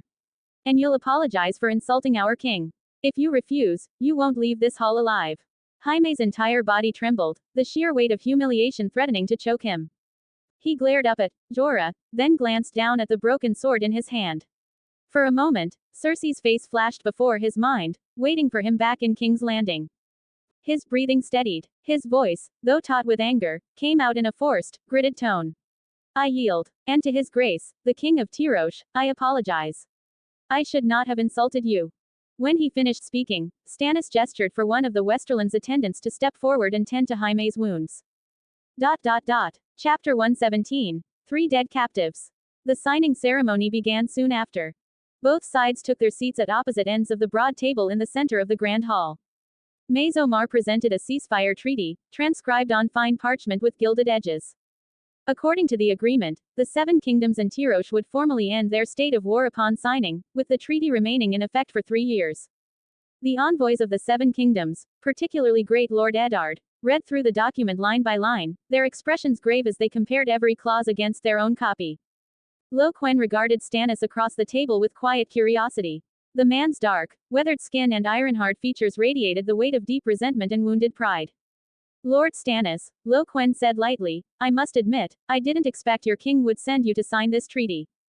Stannis's jaw clenched even tighter, the storm in his blue-gray eyes flashing with barely contained fury. He longed to draw his sword and strike the smug Easterner down, but he knew that doing so would be nothing short of suicide. So he merely gave a curt nod. Quen continued casually, the man who was defeated by Sir Jorah earlier, he was a Lannister, wasn't he? I recognize the white armor of the Kingsguard. That must have been Sir Jaime Lannister. Sensing that Stannis was in no mood to answer, Sir Davos spoke up in his stead. Your Grace, yes, that was Sir Jaime. He was overcome by grief over the loss of his kin and acted rashly. He meant no true disrespect. Quen lifted an eyebrow but said nothing further. At last, the long review came to an end.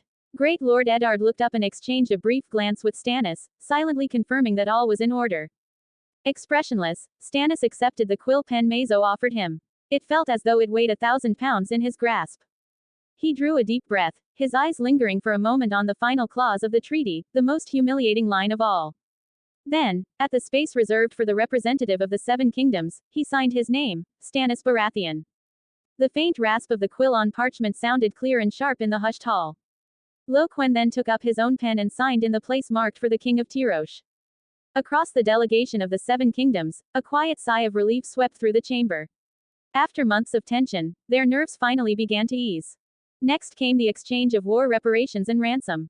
Crates sealed with the sigil of the Iron Throne were carried into the hall by soldiers from the Westerlands and the Reach. When the lids were pried open, the chamber filled with the gleam of gold dragons piled high as hills, their cold, dazzling luster rippling in the light. In addition to the 300,000 gold dragons in war reparations, each noble house was required to pay ransom according to the list Mazo provided.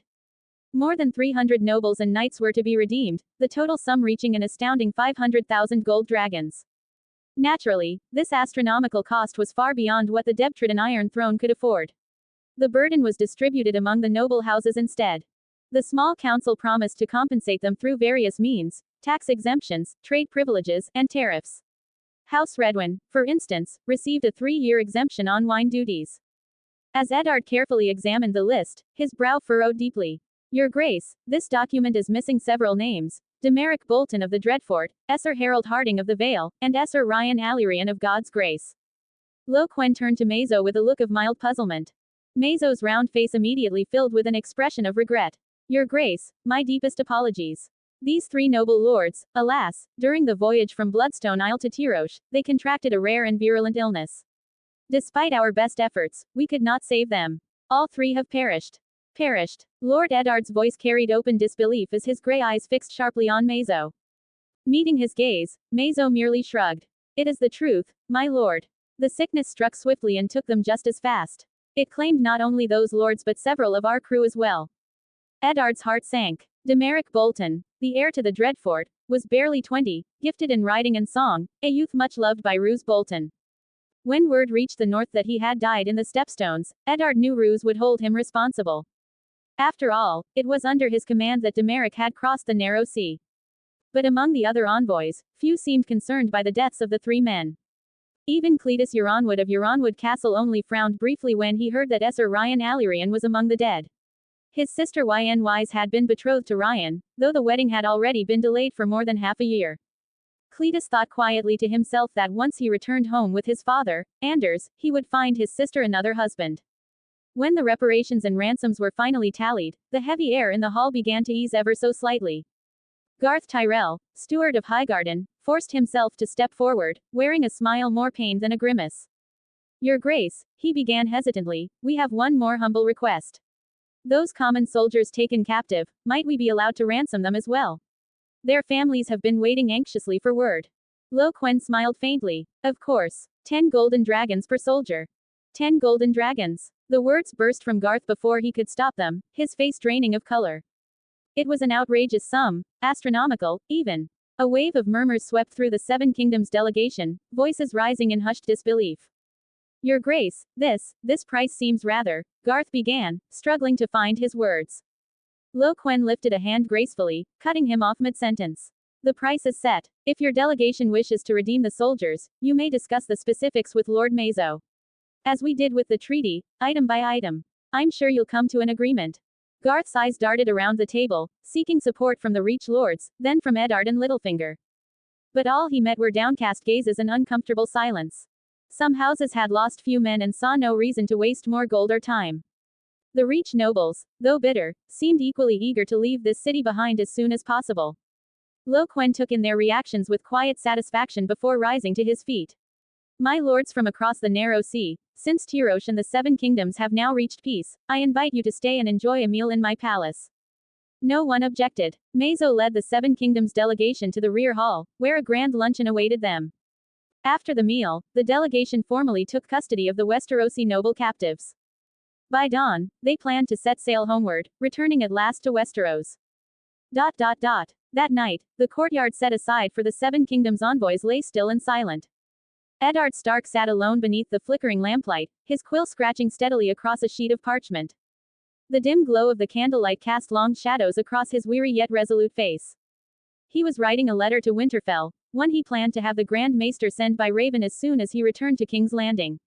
It would tell Catelyn he was safe, ask after her health, and ease her worry. As he wrote, Eddard's thoughts wandered. His journey south had already dragged on for too long. Would a message from Maester Luwin await him upon his return, bearing news that Catelyn had given birth? The thought brought a quiet smile to his lips. 1 comments 0 vote. Chapter 118. Deceiving Stannis and Eddard. My lord, Lord Stannis requests an audience. The muffled voice of the guardsman, Jory, came from outside the door. Eddard paused, surprise flickering in his eyes. Stannis seeking him out, at this hour. After a moment's thought, he said quietly, show him in. The door opened, and Stannis Baratheon stepped inside. His expression was grim, his brow furrowed deep, his footsteps deliberate and heavy. Before Eddard could greet him, Stannis spoke first, his low voice carrying the weight of a coming storm. Lord Eddard, forgive the late intrusion. There is a matter I wish to discuss with you, privately. Eddard inclined his head. Speak freely, my lord. It concerns my brother, Renly, Stannis said, his tone grave. Eddard frowned slightly. What about Lord Renly? Stannis met his gaze squarely. Lord Eddard, I have received word that Renly is scheming, plotting something that threatens the stability of the realm. He plans to persuade Robert to cast aside the Lannister queen and replace her with a woman from House Tyrell. Eddard drew in a sharp breath, rising abruptly to his feet. This is serious. How certain are you of this information? Stannis answered with absolute conviction. Beyond doubt. They're preparing to act soon. When I return, I will inform the hand of the king and see how he chooses to proceed. Lord Eddard's expression hardened. Should we tell his grace? Stannis immediately shook his head. No, his grace is impulsive. If he learns of this, he'll lash out at Renly. Worse, it would ignite conflict between the Lannisters, Renly, and the Tyrells. You wouldn't wish to see the realm thrown into chaos, would you, Lord Eddard? Not now, of all times. Eddard fell silent, the heavy burden of duty pressing upon him. He slowly sank back into his chair, his face etched with thought, then finally nodded. I understand. Stannis's reasoning was sound. The realm needed stability above all. Stannis exhaled faintly, as if relieved, then went on, I came to you at this hour to avoid notice. There are many of Renly's men hidden within this delegation. We must keep our distance. After tonight, you must act as though you know nothing of this conversation, and I was never here. Should anyone ask, I'll deny it entirely. Until the hand acts, we bury this between us. Eddard regarded Stannis in silence, a tangle of emotions churning in his chest. He had thought the man's coldness toward him stemmed from Robert's choices, never realizing it was in service of guarding such a secret. He nodded solemnly. I swear it, on the honor of House Stark. Meanwhile, in Stannis's own chambers, the real Stannis sat back in his chair, eyes closed, fingers tapping lightly against the table. He could already picture the storm awaiting him upon his return to King's Landing, the whispers, the jeers, the venom of rumor. The people of the Seven Kingdoms would curse him for signing what they'd call a humiliating treaty, and Robert would surely dismiss him as master of ships to calm the outrage. So, he had already decided. The moment he returned, he would resign the post himself and retreat to Dragonstone. My lord, Lord Eddard Stark requests an audience. The guardsman's voice broke his thoughts. Stannis's eyes snapped open, his brow tightening into a hard knot. Eddard Stark, what could he possibly want, so late at night? After a brief hesitation, he said quietly but firmly, let him in. Eddard Stark entered, his expression unusually grave. Without waiting for Stannis to speak, he strode forward and lowered his voice until only the two of them could hear. My lord, there is something of great importance you must know, something concerning his grace, the king. Stannis froze, his tone turning cold. What about his grace? Lord Eddard looked deeply troubled. Leaning closer, he whispered, my lord, I have reason to believe none of the king's 3 children are truly his. For a rare moment, shock cracked the icy mask on Stannis's face. What did you say? Eddard's tone was solemn. It was a chance discovery. But think about it, aren't you curious? All of his grace's children have golden hair. After the Battle of Bloodstone, I returned to King's Landing and saw the Queen with her children. To be frank, Robert and I grew up together in the Eyrie. Those children look nothing like him, it defies all reason. I intended to speak to the hand of the king then, but feared the wrong ears might hear. Stannis interrupted, but the Queen's hair is. Then he stopped. Realization dawned. 3 children, each with golden hair. Not one bore a trace of the Baratheons, black. Lord Eddard wore a heavy expression. It's only suspicion for now. I know if I speak of it, they'll call it slander without proof. But if it's true, then, my lord, you are the only rightful heir to the 7 kingdoms. Stannis's voice was hard as iron. What evidence do you have? Eddard shook his head. None. Only the Queen herself could know the truth. But we can look at it another way. His Grace has many bastards. What color is their hair? Or we might search the marriage records, study the children born of past Baratheon Lannister unions. The answer could lie there. Stannis fell into deep thought. It was a long while before he finally spoke. I'll bring this before the hand when I return to King's Landing. But. Eddard nodded. I understand, Lord Stannis. I'll keep this secret until the truth is known. And after tonight, I'll deny we ever spoke. As Eddard left, Stannis watched him go, his thoughts in turmoil. Eddard Stark, this northern lord famed for his rigid honor, was far more shrewd than he'd ever imagined. It changed something in Stannis's view of him, though not as much as the burning urgency now filling him, the need to return to King's Landing and uncover the truth of this claim that could shake the 7 kingdoms to their core. By dawn the next morning, the port of Tyrosh was alive with noise once more. The delegation of the 7 kingdoms boarded their ships homeward, carrying the signed treaty and the ransomed nobles. Questions about the 3 who had died of illness were soon lost amid the rush to depart. As for the captured soldiers, the envoys had already come to a silent understanding among themselves. Each house would send its own representatives later to settle matters with Tyrosh. None of them wished to linger here a moment longer. Massive sails unfurled in the morning breeze. Jaime Lannister, still recovering from his wounds, remained confined to his cabin below deck. Stannis Baratheon and Eddard Stark met by chance at the ship's rail. Their eyes met briefly, each man reading something in the other, then just as quickly, they looked away. Eddard's gaze was troubled, his mind still heavy with the supposed, Stannis's, revelation of a plot to replace the Queen. But in Stannis's eyes, a fierce light burned. The seed of doubt planted by the Eddard, who had visited him the night before now blazed into certainty. He longed to return to King's Landing without delay, to uncover the truth of a secret that could upend the realm itself. The fleet drifted from the harbor, sails catching the wind, bearing them westward toward Westeros. Chapter 119. The Deal with Linus. Morning light filtered through the stained glass windows of the Tyrosh Palace, scattering a mosaic of colors across Quen's calm, unreadable face. A faint smile played at his lips. Last night, he had used the ruby's transformative power to assume the forms of both Stannis and Eddard, revealing a different secret to each. Now, with the 7 kingdoms delegation gone, he could already envision the intricate game of power soon to unfold within the Red Keep. His tone remained composed. Mazo, mobilize every network you have. Keep a close watch on King's Landing. I want immediate reports on the movements of Jon Arryn, Stannis, and Eddard Stark, as well as the reactions from House Lannister and House Tyrell. This performance is one we mustn't miss. As you command, Your Grace. Mazo bowed deeply and withdrew. Quen turned toward the sprawling map of the disputed lands. Qyburn's report on the shortage of pig iron had drawn his particular concern. On the 3rd day after the delegation's departure from Tyrosh, Quen set out for the disputed lands with Chayik. His first stop, as always, was Crown Town, where he inspected the progress on the construction of Conquest Keep. Under the blazing sun, waves of heat shimmered in the air as masons coated the rough stone walls with fresh mortar.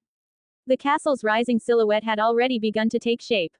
He then traveled to the forested river valley behind the keep to check on the young dragon's growth. For a dragon rider, constant companionship was essential, the only way to forge a bond that went beyond words. Though Quen had no doubt the dragons he'd hatched were born with the same absolute loyalty as the Flame Knight, he knew that even innate devotion needed time to mature. As he stepped into the clearing deep in the woods, an open space carved out by the sweep of mighty wings, a low rumble of dragon roars greeted him, accompanied by a rush of wind and swirling dust. 3 young dragons, each distinct in color, were at play. Blood Dancer, its scales a vivid crimson, was the most spirited. It skimmed close to the ground, the force of its wings ripping shrubs from their roots. Duskshadow was more cautious, circling higher above, its dusky purple scales glimmering softly in the sun. Silverfall, perched gracefully atop a massive boulder, preening its silver-white scales with slow, deliberate care. Each flap of their wings and each deep growl sent the forest birds scattering in alarm. It was Chayik's first time seeing the young dragons, and her face was filled with awe. She had once witnessed Quen in his golden dragon form, burning the fleets of 7 nations to ash, but even that could not compare to the sight before her now. These dragons, already larger than warhorses yet still bearing traces of youthful innocence, radiated pure, unrestrained life. Still, one question lingered: where had these young dragons come from? A wild, almost absurd thought took shape in her mind. She glanced at Quen's profile, her eyes narrowing in disbelief. Could these dragons have been hatched from eggs laid by his grace himself? Quen, unaware of her wandering thoughts, turned his attention to the young girl tending the hatchlings. Janice, you've done well. At the sight of him, the fatigue on Janice's face melted into joy.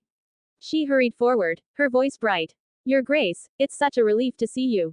While you were away, Blood Dancer kept acting up. She'd vanish for days, hunting alone deep in the forest. Her tone carried both fondness and exasperation. Quen approached the fiercest of the trio, the red dragon. Blood Dancer coiled its long, sinuous neck around his arm, nuzzling him affectionately.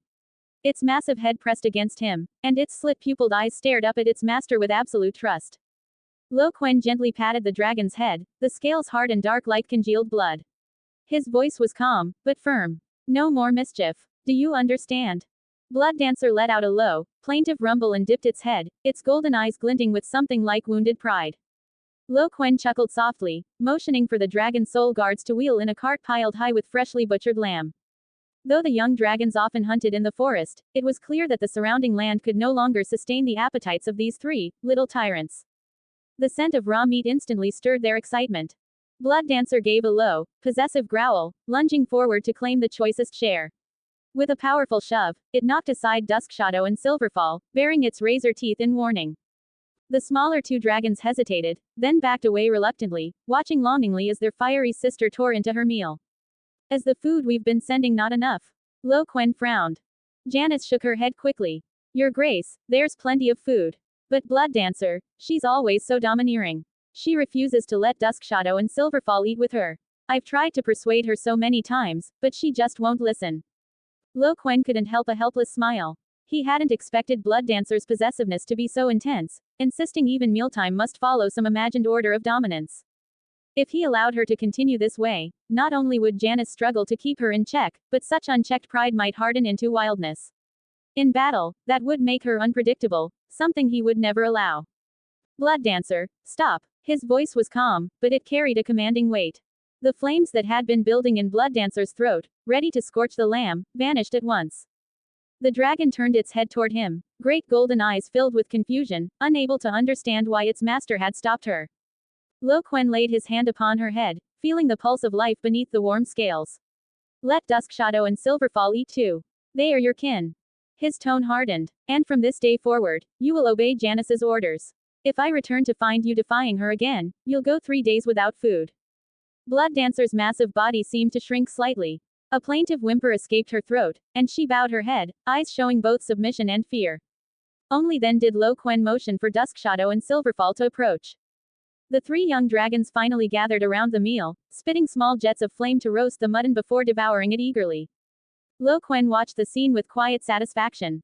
Before leaving the valley camp, he exchanged a few words with Archmaester Marwyn, who was still absorbed in his ancient scrolls of magic. Then, carrying the fine Valyrian steel armor he had taken from Terry's, he prepared to depart for the front lines. Jalena's army was already assembled at the forward encampment. He needed to join her without delay. He asked Janice where the armor was being stored. Following her directions, he made his way through the bustling camp to a tall wooden house deeper inside. When he pushed open the door, a wave of warm, damp air met him, a mix of steam and the faint fragrance of wood. For a moment, he froze. Had he come to the wrong place? There was no sign of armor, only dim light and swirling mist, like a hot spring shrouded in fog. At the center of the room stood a large oak bathtub.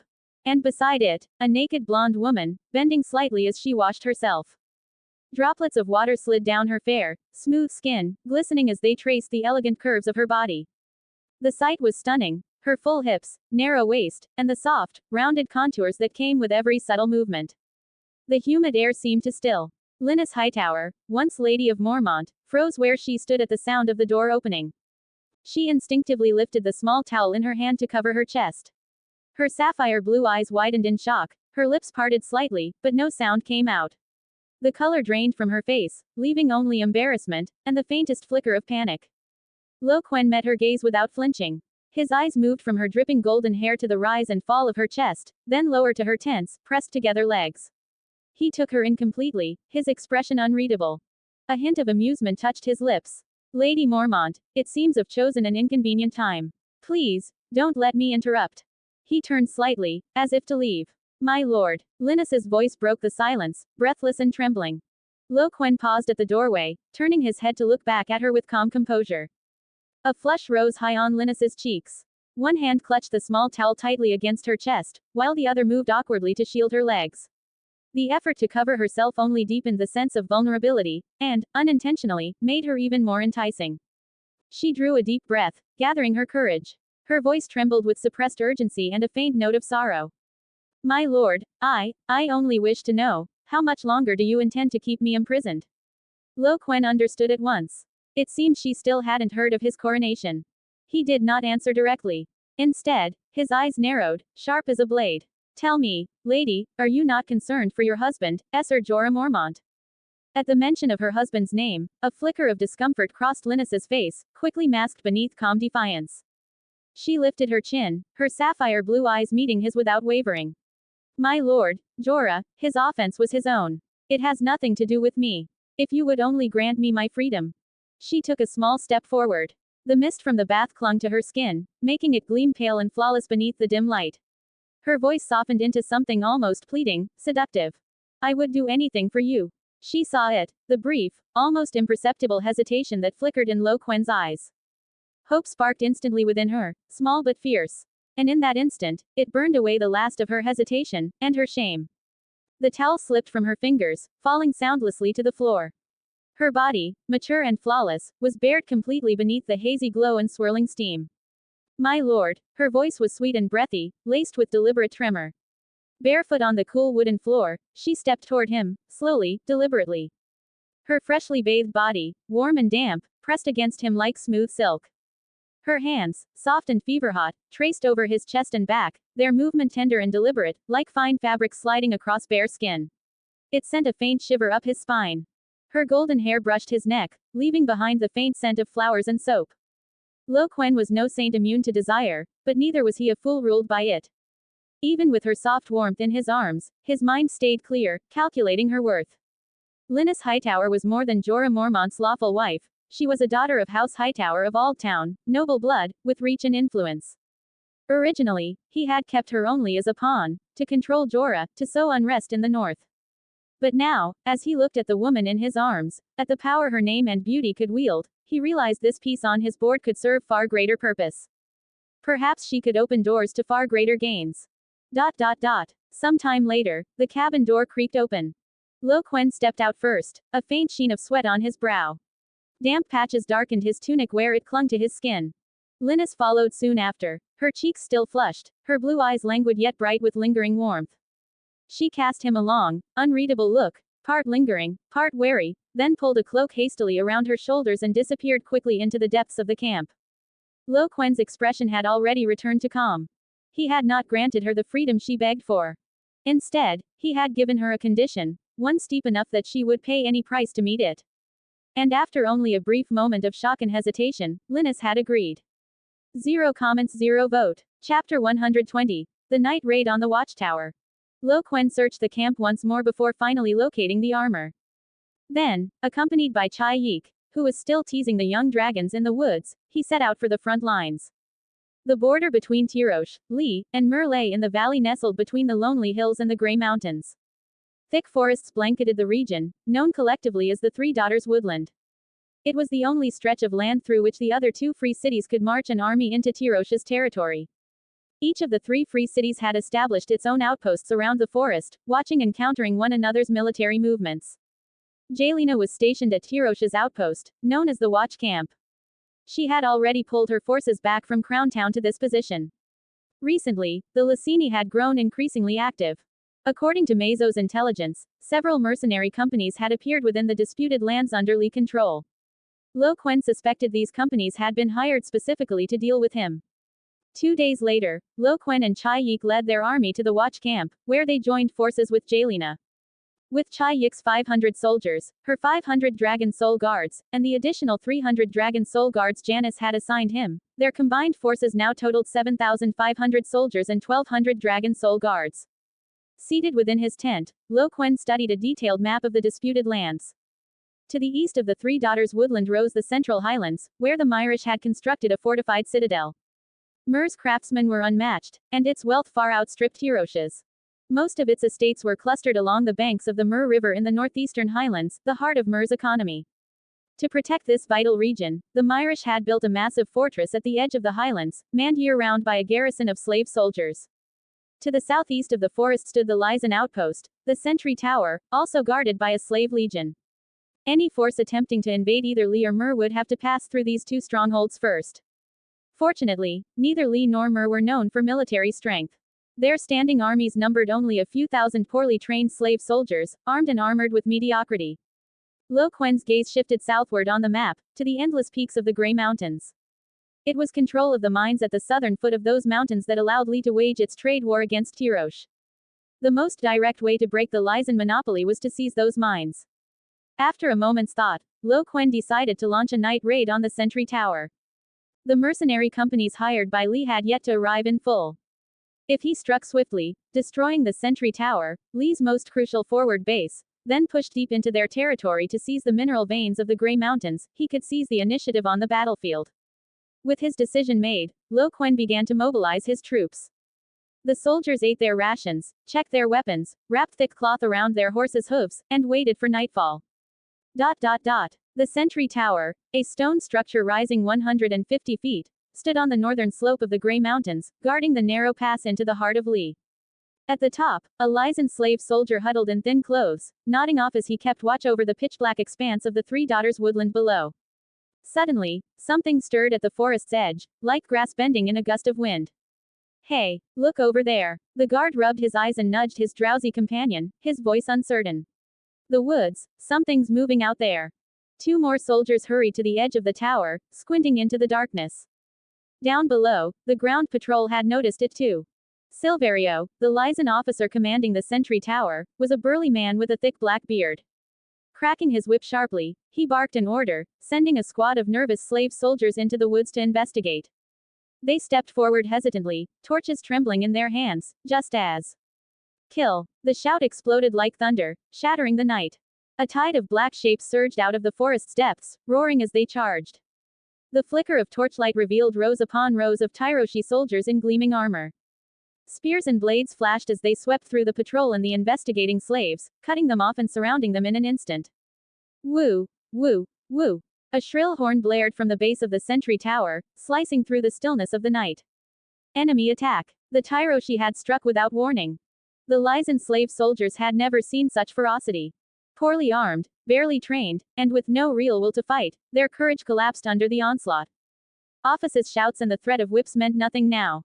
Panic seized them. Screaming, they dropped their weapons and scattered like headless flies, fleeing into the darkness. Officer Silverio, enraged, swung his whip furiously, striking the backs of the fleeing soldiers. "Bastards! Pick up your weapons! Hold the line! Reinforcements will be here any moment!" But the whip vanished into the panicked crowd like a stone sinking into the sea, powerless to stop the rout. Seeing more enemies pouring out of the woods, their formation tight and their killing intent palpable, he realized the situation was dire. He turned and shouted as he bolted toward the tower. "Quick! Shut the doors! Hold the tower until reinforcements arrive!" At that moment, Quen emerged at the forest's edge, his gaze fixed on the chaotic tower ahead. "Shield wall, advance! Fill the trench! Breaching team, move up!" The disciplined Tirosh soldiers sprang into motion. The front line raised their massive square shields high, locking them tightly together to form a moving dome of steel. Behind them, soldiers burdened with heavy sandbags rushed forward under the shields, cover, racing toward the 10-foot-wide trench encircling the tower like tireless ants. A dense rain of arrows poured from the tower above, clattering and sparking off the shields, yet failing to halt their advance. In short order, several sections of the trench were filled. Meanwhile, a breaching team of the strongest soldiers, hefting a massive iron-tipped battering ram, roared as they charged under shield cover toward the tower's heavy oak doors. Thud, thud, thud. Each thunderous blow landed like a war drum, pounding in the hearts of the defenders and on Officer Silverio's fraying nerves. Hold it. Brace the door. Silverio's hoarse voice echoed inside the tower as he directed the soldiers to barricade the entrance with their bodies and whatever debris they could find. But fear had already broken the slave soldiers' will to resist. Crash. With a deafening roar and a burst of splintered wood, the tower's gates collapsed inward beneath the battering ram's impact. Charge. Quen drew his sword, pointing it toward the gaping doorway. The Tirosh soldiers surged forward like a flood breaching a dam, pouring into the tower's interior. Resistance was almost non-existent. Terrified slave soldiers dropped their weapons and fell to their knees, begging for mercy. The few Lee officers who tried to rally them were instantly swallowed by the human tide. On the tower's second floor, the highest-ranking officer, Silverio, was tackled to the ground by several soldiers fierce as wolves. Bound tightly, his face twisted with disbelief, horror, and despair. Within half an hour, the battle was over. Quen had taken the Lysan outpost at minimal cost. If you'd like to support my work and unlock advanced chapters, you can follow me on Patreon. Up to 50 chapters ahead for now. Patreon.com/BlurryDream. To be continued.